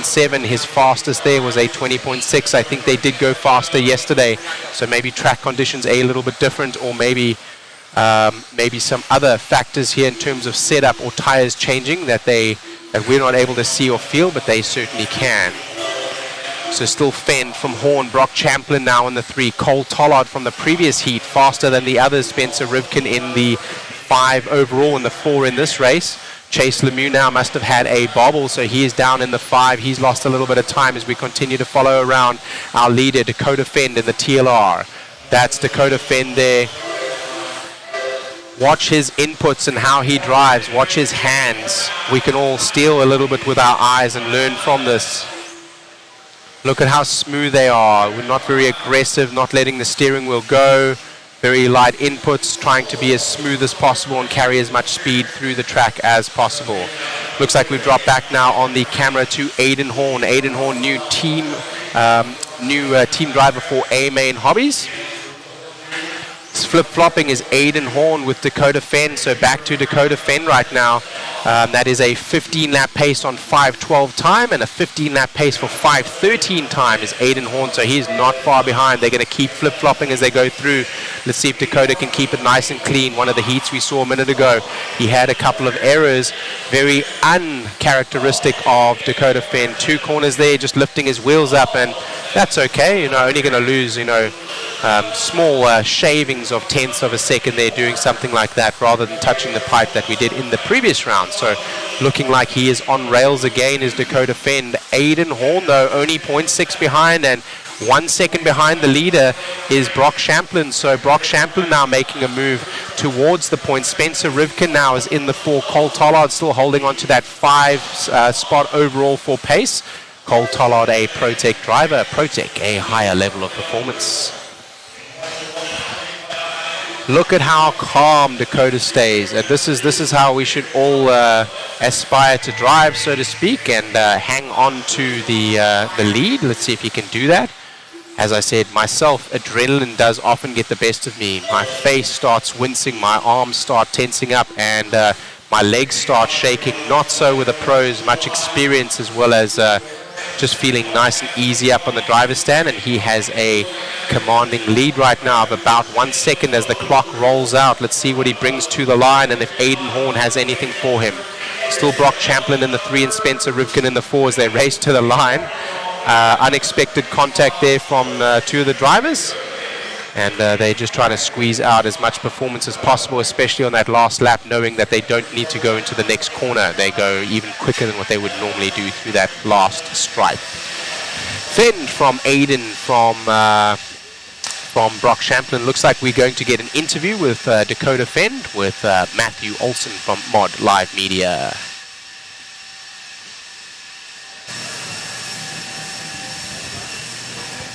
Fenn is behind you. On your right, yes, he's over there. Here comes Dakota now. Amazing run out there, man. Seeming to figure out that 2-wheel drive. Yeah, car was good. It was good yesterday, too. I made a couple changes just to get a little bit easier to drive. I think it was a step in the right direction. I think the pace is definitely a lot faster today. We saw it in truck. My truck was good. I just absolutely sucked. So it was good to have a clean run and just not really have anything too crazy out there. Car got a little edgy there at the end, so probably throw some glue on the sidewalls and try to get a good round 3. Right on, man. Couple TQs for you in the classes. Congratulations. Best of luck in, now 4-wheel drive. Cool, thank you. Great job. Let's go back to our chat over here. We want to say hi to some of our viewers. Gizzy RC, hello from New Zealand. Thank you very much, Steve Downey, for replying. I think he was replying to where Pro Source RC is. That is a new track coming up out of Orlando, Florida, I believe.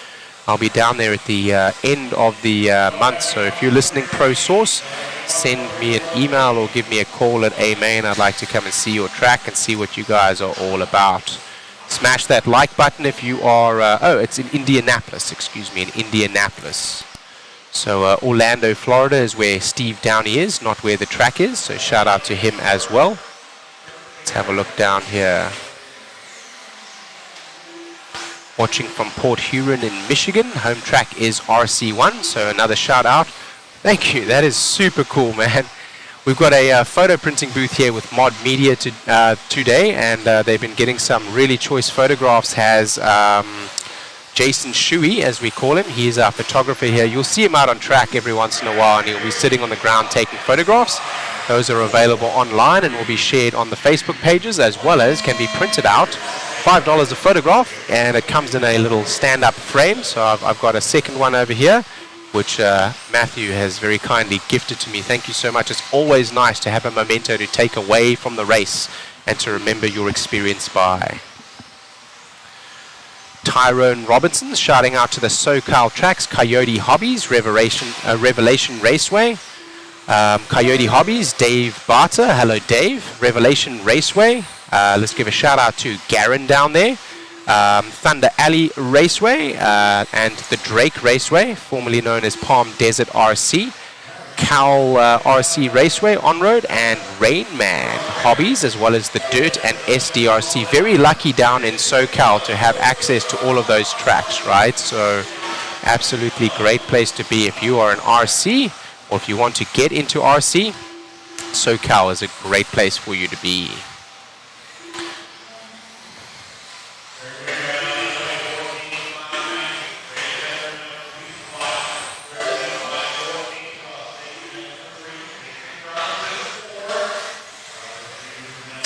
Let's have a look down over here. RC Octane here in the UK yesterday. That is a store up there, it sounds like. Says that they will be receiving pre-orders on the B7.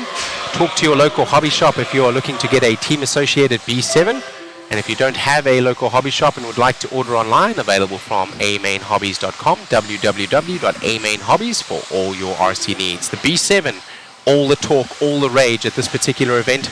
7 of them on track, and those with the weapon of choice, the B7, are doing very well with him here at the event so far, but not enough so far to dethrone Dakota Friend, the defending champion of Clash of Champions in his TLR currently.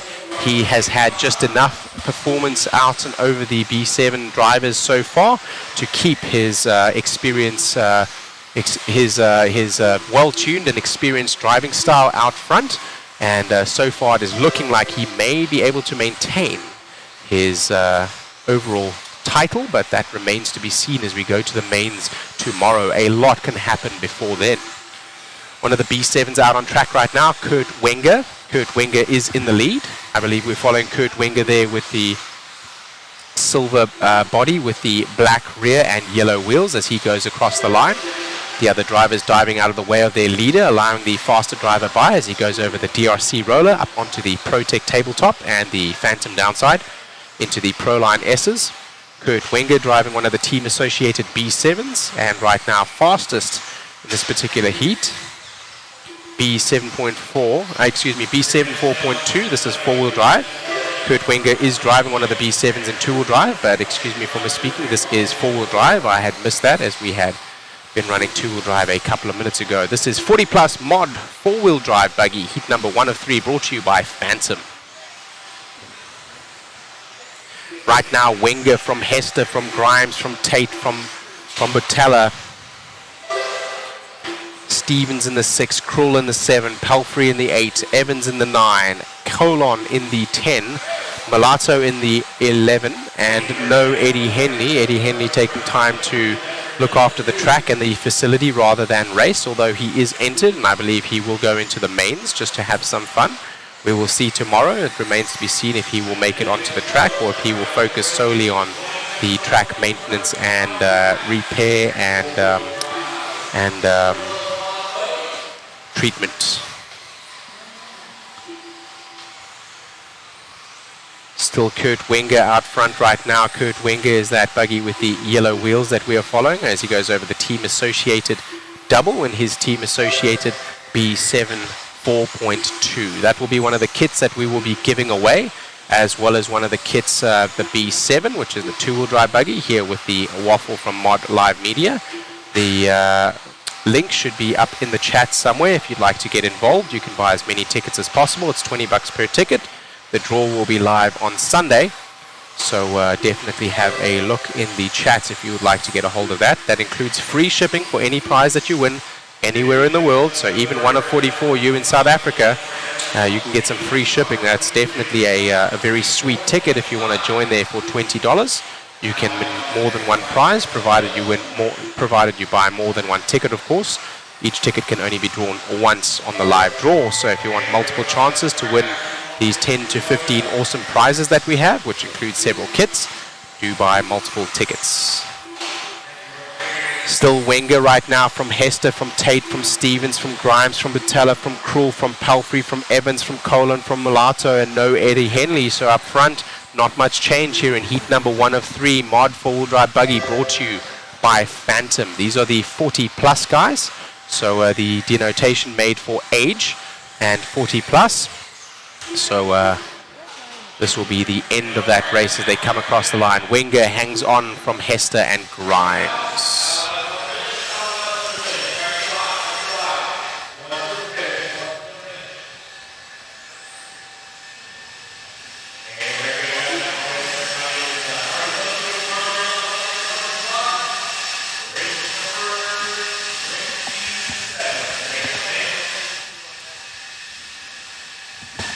There is the waffle that has been just tagged in the chat again. So if you'd like to join us, that is what I'm talking about.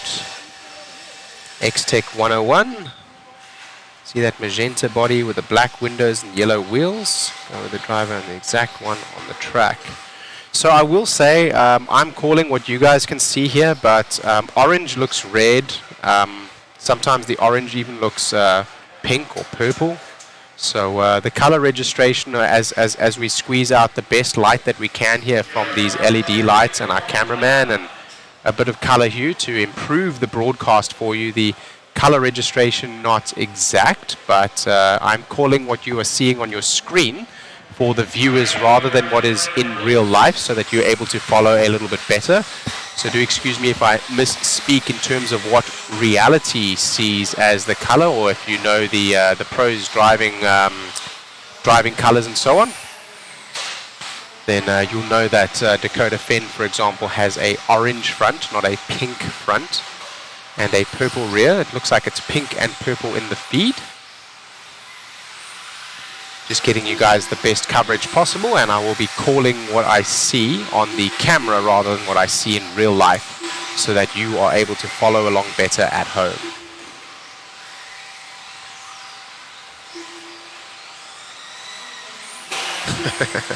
They even put candy in with your prizes. I've never won one of the prizes from one of the waffles, so that is pretty cool if they do that. It looks like Peter Renaud is saying here that they put some candy in with your prizes if you win something.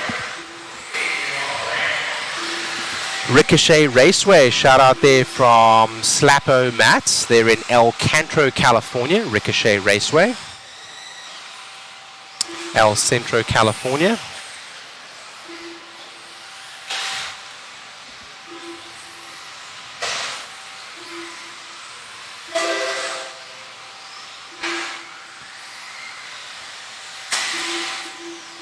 That is Mr. David Kendall that runs that one. They're at 955 North Imperial Avenue in El Centro, California. So if you'd like to give them a shout, and if you're local to them, go and check out that local track. Right now, getting racing underway here. First couple of laps going down. One lap down for our leader, Aaron Rowley, as he goes across the start-finish straight there. I believe Adam Rowley is that yellow buggy with the orange rear, white in the center and white wheels. He's in the Proline Estes, dropping on the Exalt Soap. Oh, onto and over a buggy. Not wanting to wait for a chance to get through, he drives over his rival. Sure, that was a mistake. Didn't mean to do that. But sometimes as you are trying to squeeze out as much performance as possible, that may happen. Right behind him and battling for time is Aaron Rowley.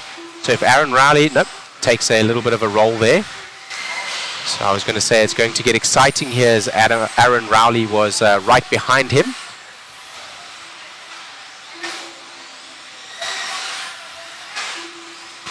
Excellent, excellent.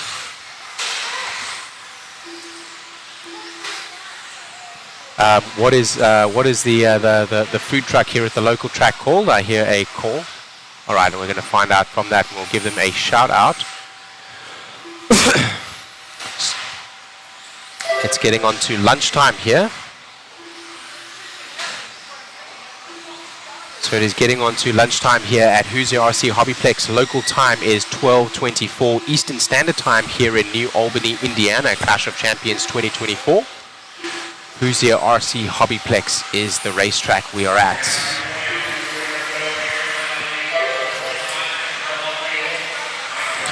X-Tech 101. The camera is the color hue maybe is different. Like for example, that orange that is on the back of that buggy that we're following now is an electric orange. It looks a little bit more orangey red. We're just trying to get the best color possible and the brightest color possible. Yeah, maybe some color adjustments have been made in order to do so. But with that being said, like I said, I'm just going to call it as I see it on the camera so that you're all able to follow a little bit better from home. Peter Renaud says he's won 3 times. Did you get candy in your prizes every single time? We'd like to know. I haven't won any prizes from Mod before. When they're shipped from Mod, you do. Sometimes they will buy something and cross-ship it from where they're going to get. For example, the B7 buggy is not in hand here with us, but may ship from Team Associated or even from A Main Hobbies. So with that being said, if they receive the product first and then ship it out to you, Mod will throw some candy in there for you. A nice little touch. I love that. From TQ Chef, shout out to RC Excitement. RC Excitement up in Lynchburg, Mass. RC Excitement run by Todd Anderson and Toddy Anderson. Brilliant racetrack. Another TLR hotspot. If you are local to that racetrack, you'll know what I'm talking about. We've got Gemworks watching from California. Coyote Hobbies, I'm sure he knows Sammy Moran and Davey Barter being the local runners there, and the owner of the track, son, Davey Barter, the son of Dave Barter, also former pro racer.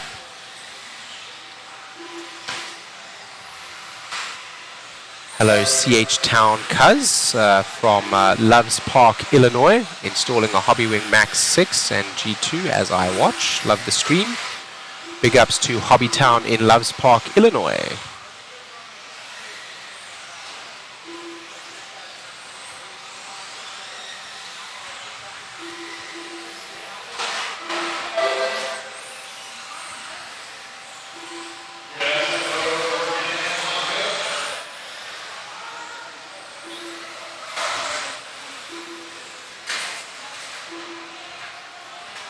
As we go back here, the clock is about to expire. Aaron Rowley is still out front right now. He's got the fastest lap and the fastest time as well. Although Kurt Wenger from the previous heat still able to hold on with more than 4 seconds in hand. So as the clock expires, I don't see 4 seconds being made up from Mr. Rowley. So it looks like Wenger is going to seed higher in the heats as they resort after this particular round. It will be a quicker resort than what we said yesterday. The resort yesterday was after seeding, and we needed to make sure that there weren't any conflicts. Race director, Mr. Lance MacDonald, is, I expect, going to be a little bit quicker on this one because he's already made sure that there aren't any racing conflicts as this race draws to a close, and we will have a resort in the next heats. That will allow Dakota Fend, after he had that break in seeding in heat number 4 yesterday. He will seed up, excuse me, not heat number 4, seeding heat number 1. And yesterday and today, doing very well in that 4-wheel drive class. He took the TQ in his heat number 1 of 3 yesterday, normally with the slower drivers, as we explained, the slower seeds, but with less cars on the track, only 8 of them.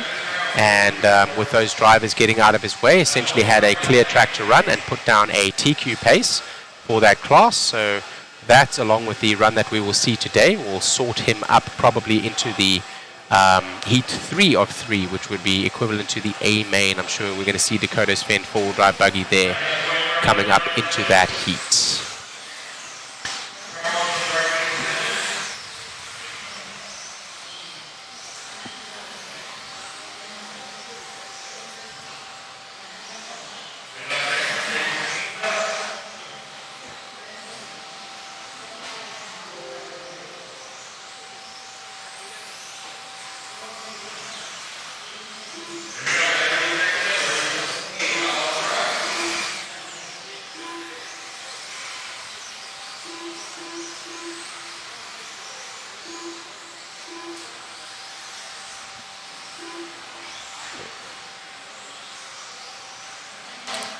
Alrighty, we get ready here for race number 28 of 40. This is 40 plus mod buggy 4-wheel drive. Heat 3 of 3. The faster guys are out there. Alan Horn, Brent Thielke, Brian Dunbar, Paul Ciccarello, Mike Mallet, Drew Spurgeon, Chris Venet, Jason Venita, Matt Sunderledge, Ashton Gabrowski, Dan Miles, Odus Christian, and Will Santiago. As we get racing here now. First laps are going to come in. We're going to let that timing and scoring settle.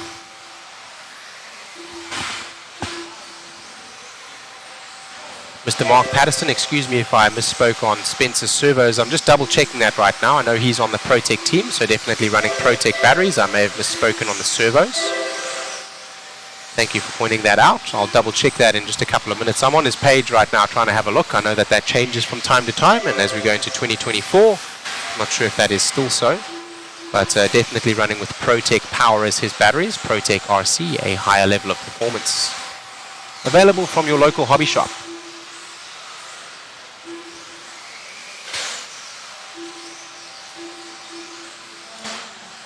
Kyle Weir says he's giving a shout out to Hobby Action. Shout out to Larry Tom over at Hobby Action, owner and operator of that track there, recently hosting the Worlds.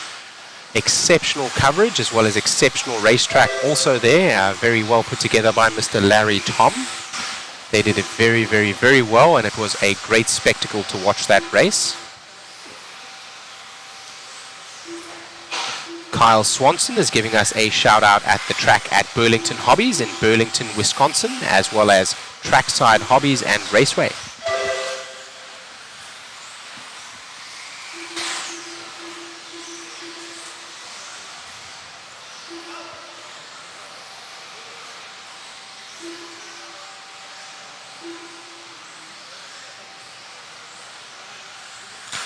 Trackside Hobbies, let's give a shout out to Jamie Tennies.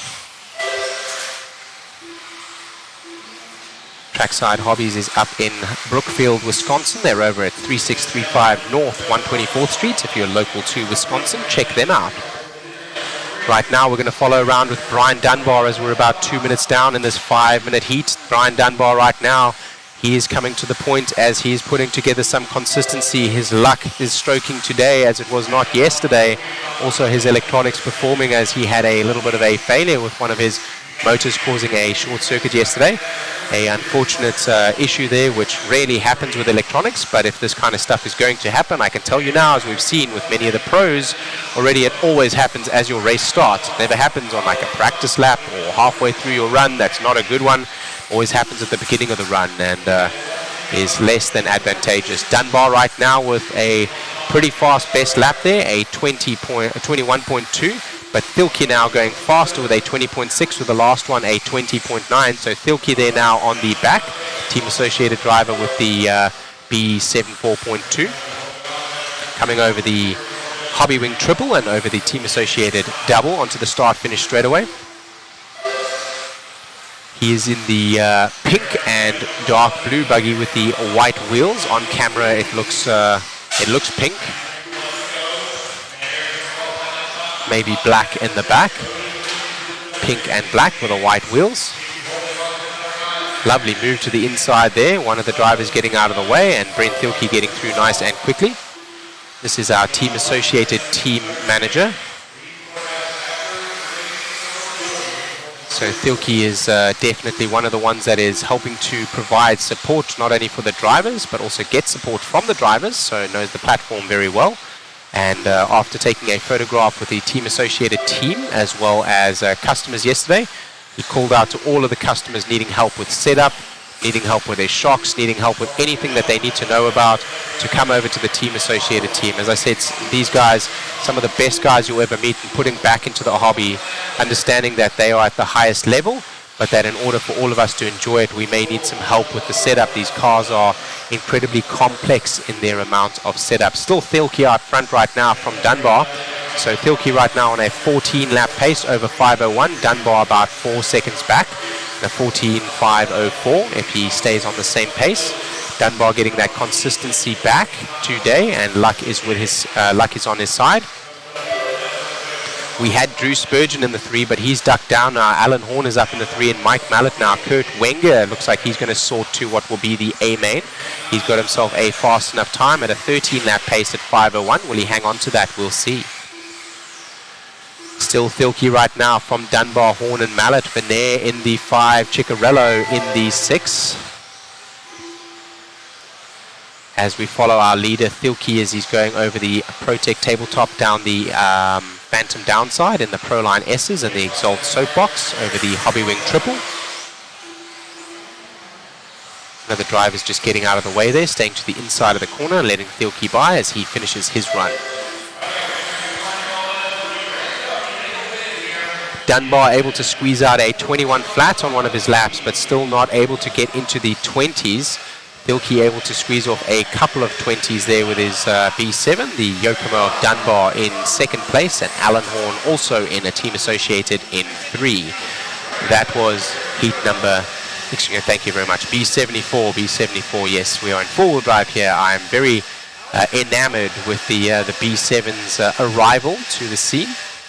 So I am very, very excited to announce about that here at the debut of that two-wheel drive buggy. But this was four-wheel drive, of course. So we're going to an interview with Filkey as we pick that B7 4.2 up. Amazing run out there, man. You're coming up on these old guys, man. You're killing it in the 40-plus class.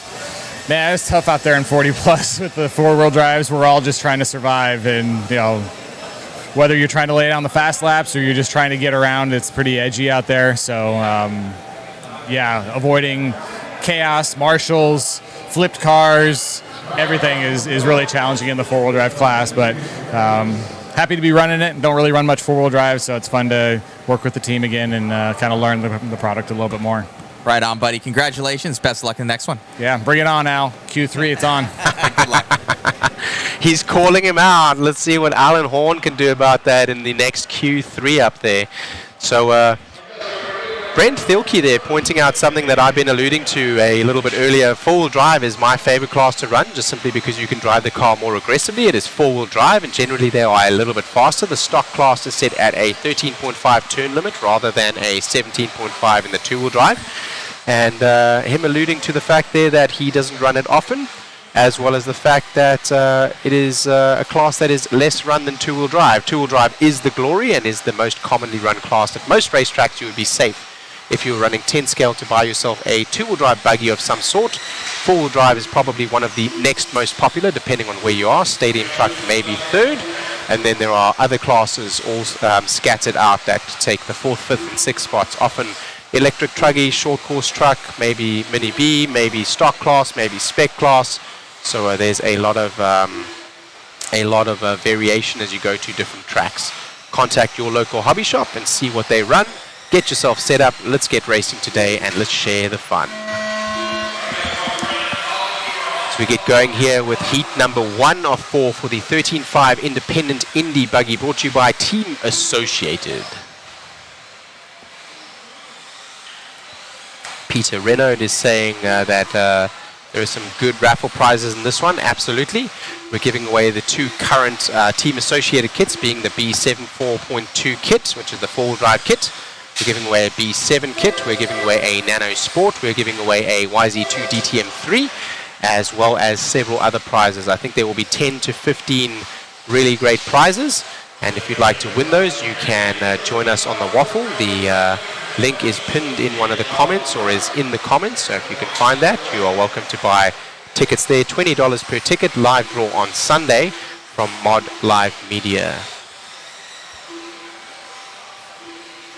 Kevin Weir says he bought 2 waffles, so he will have 2 chances at those 10 prizes. You can only draw each waffle once, so if your ticket gets drawn, then then that ticket is up. If you would like more than one chance to win, you would need to buy more than one waffle, and you may buy as many waffles as you like. So come along and get those if you like them.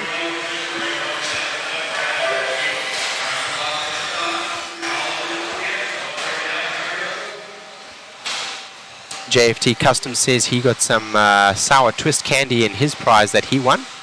And X-Tech is referring to the yellow and pink that we see on Dakota's car in the camera, although it is really yellow and orange. I can assure you, just the camera hue is picking that up as yellow and pink. So we do apologize for the colors, but I will call it as I see it on the screen so that you're able to follow a little bit better rather than what I see in real life, which will make it a little bit confusing for you. We have 2 minutes down here, and right now Tim Sutherland from Mitch Cantrell from Derek Eldridge. That's your order right now as we sit in 1, 2, and 3. This is Team Associated 13.5 4-wheel drive independent buggy, heat number 1 of 4. Tim Sutherland, I believe, is the gentleman that just went across the stripe there, going over the left-hand side of the track, getting a little bit squirrely. That buggy is yellow with white center and a blue rear and a yellow wheels, clear wing. as he goes over the hobby wing triple. He's going to double and single over that one. He's going to need to dodge a car. He does there over the team associated double onto the start finish straight away. Currently on a 12-lap pace. He and Mitch Cantrell, the only ones on a 12-lap pace currently. The rest of the field, Derek Eldridge, Greg Pelfrey, Colin Walter, all on a 11-lap pace. 2 minutes left in this one, so just past halfway now. Your live coverage here with Shane Mouton from A-Main Hobbies on the mic from your Clash of Champions here at New Albany, Indiana, United States of America. Hoosier RC HobbyPlex is the racetrack. We go over the JConcepts roller, the SXT double, the DRC kicker, the ProTech tabletop down the Phantom downside, the Proline S's, the Exalt soapbox. Let's take a moment to thank our sponsors. Some of them I don't see on the features, or they are on the features and we are not calling them, so let's take a minute to thank our sponsors. Team Associated, ProTech RC, SXT, DRC, TDK, Exalt, TLR, Phantom Racing, Hobbywing, Motif, One Up Racing, DBR, R1 Works, Vision Racing, Factory Tracks Racing, K&K Hobbies, Mod, Live Media, Boom Graphics, and Proline. Thank you all for sponsoring this event. Thank you all for putting back into the hobby. Thank you all for providing the products that you do. As we have 1 minute left in this one, Mitch Cantrell now comes to the point. Looks like Tim Sutherland had a little bit of a rough lap as we're reading off the sponsors there. So Tim Sutherland now to the point. Mitch Cantrell now to the point. Sutherland now dropping down to the 2. Eldridge still in the 3. Krull in the 4. Colin Walter in the 5. Pelfrey in the 6. Ritchie in the 7. Colon in the 8. McGlasson in the 9. And Evans in the 10. That's a battle for position right there. Giving it up, Mitch Cantrell coming through, and Sutherland actually getting out of the way, realizing that he had probably relinquished the lead. So that's going to be Cantrell that we're watching in the back there now with the green buggy and the yellow wheels, clear wing, as he goes over the hobby wing triple into the team associated double and onto the start finish straight away. Not much time left in this one, and with that mistake that Sutherland just made on the previous lap, he's got to watch his back bumper for Eldridge. Eldridge is not far behind, maybe about 20 seconds, but when you get marshaled, you can lose quite a bit of time. Let's see if he's able to hang on to the 2 spot as we bring this race to a close. This is the qualifier number 2. Today we will run qualifier number 2 and qualifier number 3 and some of the mains. We will be here for 12 to 14 hours of broadcast time. Thank you for joining us here with Mod Live Media. Shane Mouton from A-Main Hobbies on the mic.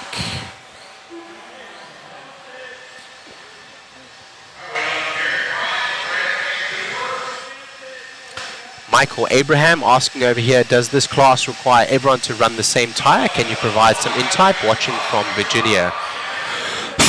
No, it does not require them all to run the same tire, although many of the drivers have selected the same tire, being the JConcepts Smoothie 2 tire in silver compound with the grey Durtec inserts. With that being said, we do see Proline rubber down here. Raw Speed is represented, as well as I believe I saw some Hot Race. Some of the tires, such as the Hot Race, I believe the guys are taking a barcode style tire and sanding them down to make them slick. All of the tires that the gentlemen are using to race on are slicks, and they are using traction compounds. We've been talking about different traction compounds. Traction compound that is in use here most popularly is SXT Baja, or maybe SXT 3.0 Max Traction. One of our other sponsors I've also seen in the pits, TDK. TDK makes a safe, non-toxic, biodegradable source. So theirs will be more of a tack. Some of them are solvents, like the other sources that we used in the past for on-road, like Paragon. Those are definitely solvents where they break the tire down, thus softening the tire and giving you more grip. And some of the tack tire sources are sort of like pouring soda on a bar floor waiting for it to dry. They add a level of material to the surface and thus provide more grip by being tacky themselves and being sticky. Happy to help you out, Mr. Abraham. If you are watching in the chat, I would love to hear from you if you have any questions. If you are near a local hobby shop or a local racetrack and you'd like to give a shout out to them, please do so. I will read it out on the mic as well. I would like to help to promote all of the local racetracks, all of the local hobby shops, and help everyone to get into the hobby. many of the viewers here in the United States of America, and we are very lucky to have access to a lot of facilities as we get started here with the warm-ups now for heat number 2 of 4 in the team-associated 13.5 four-wheel drive independent buggy. Independent buggy, drivers without sponsors. Expert buggy will be drivers with the skill level to be able to step up, or with drivers with sponsors. And mod buggy will be drivers with the skill level to handle a mod buggy, or those with sponsors as well. Of course, the pros, many race in mod, as that is the fastest way that you can get around the track. And as such, many of the pros are racing in the mod class as we get started here with heat number 2 of 4 and 13.5 four-wheel drive independent buggy from Clash of Champions 2024. That is a very good question. We've had some contention here as to what some of the sauces are made out of. We have had some contention also out of whether or not some of the sauces are in fact carcinogens. Of course, no studies have been done and nothing's been proven, but it is expected that some of these solvents can be quite harsh, and many of them read on the label as being flammable or recommending that you wear a mask when using them. Of course, we as RC users choose not to wear a mask, because I don't when I use tire sauce, but I can certainly see with some of the solvent tire sauces that they can be abrasive not only on the tire but also in terms of fumes. One of the racers here calling out Go the Friend is saying he'd like to see the MSDS sheets for some of the products. I believe those may be available from the manufacturer, and of course they will be posted with warnings on the back. So with that being said, it is your choice what you use as a traction compound. Some tracks will denote that they use specific traction compounds so as to have the same traction compound build up in the track and not become counterintuitive. Some traction compounds, when mixed with others, will cause your tires to be slick because they work differently. So some will have a spec tire compound, some allow anything. This track allows anything for you to use, so it is your choice to use what you wish. Right now it looks like Kane Humes right now on his 4th lap as he's coming across the start-finish stripe there, taking a little bit of pipe. That is a holographic style body, so it's going to look purple and green, and with the white wheels and a clear wing. So we're following Kane Humes right now on a 13-lap pace, 1, 2, and 3, all on a 13-lap pace right now. That's going to be Kane Humes, Adam McCown, and Mike Hess. The rest of the field looking to be on a 12-lap pace. Only one racer, Bill Perry, having pulled his car at the beginning. It seems as though he had something wrong or broken with his car. He left the driver's stand.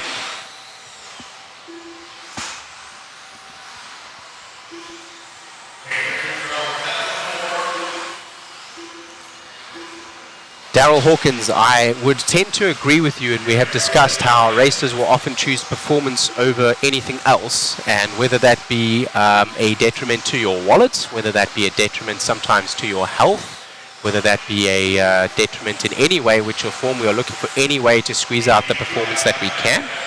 Many of these sources are safe to use and are non-toxic, and those are the TAC style sources, these solvent sources. If you choose to use those, maybe a little bit more abrasive. And Daryl Dawkins pointing out that winning races is more important than your health. Source it up. And I think many racers might agree with you on that in terms of we're looking for any competitive advantage that we can to get a win over our competition. Of course, within the rules and within reason, but more of a concern focused on performance based from the source than what we care about the health, although a good point made earlier about the MSDS sheets for safety as well as what is in the product, so we know what we are working with.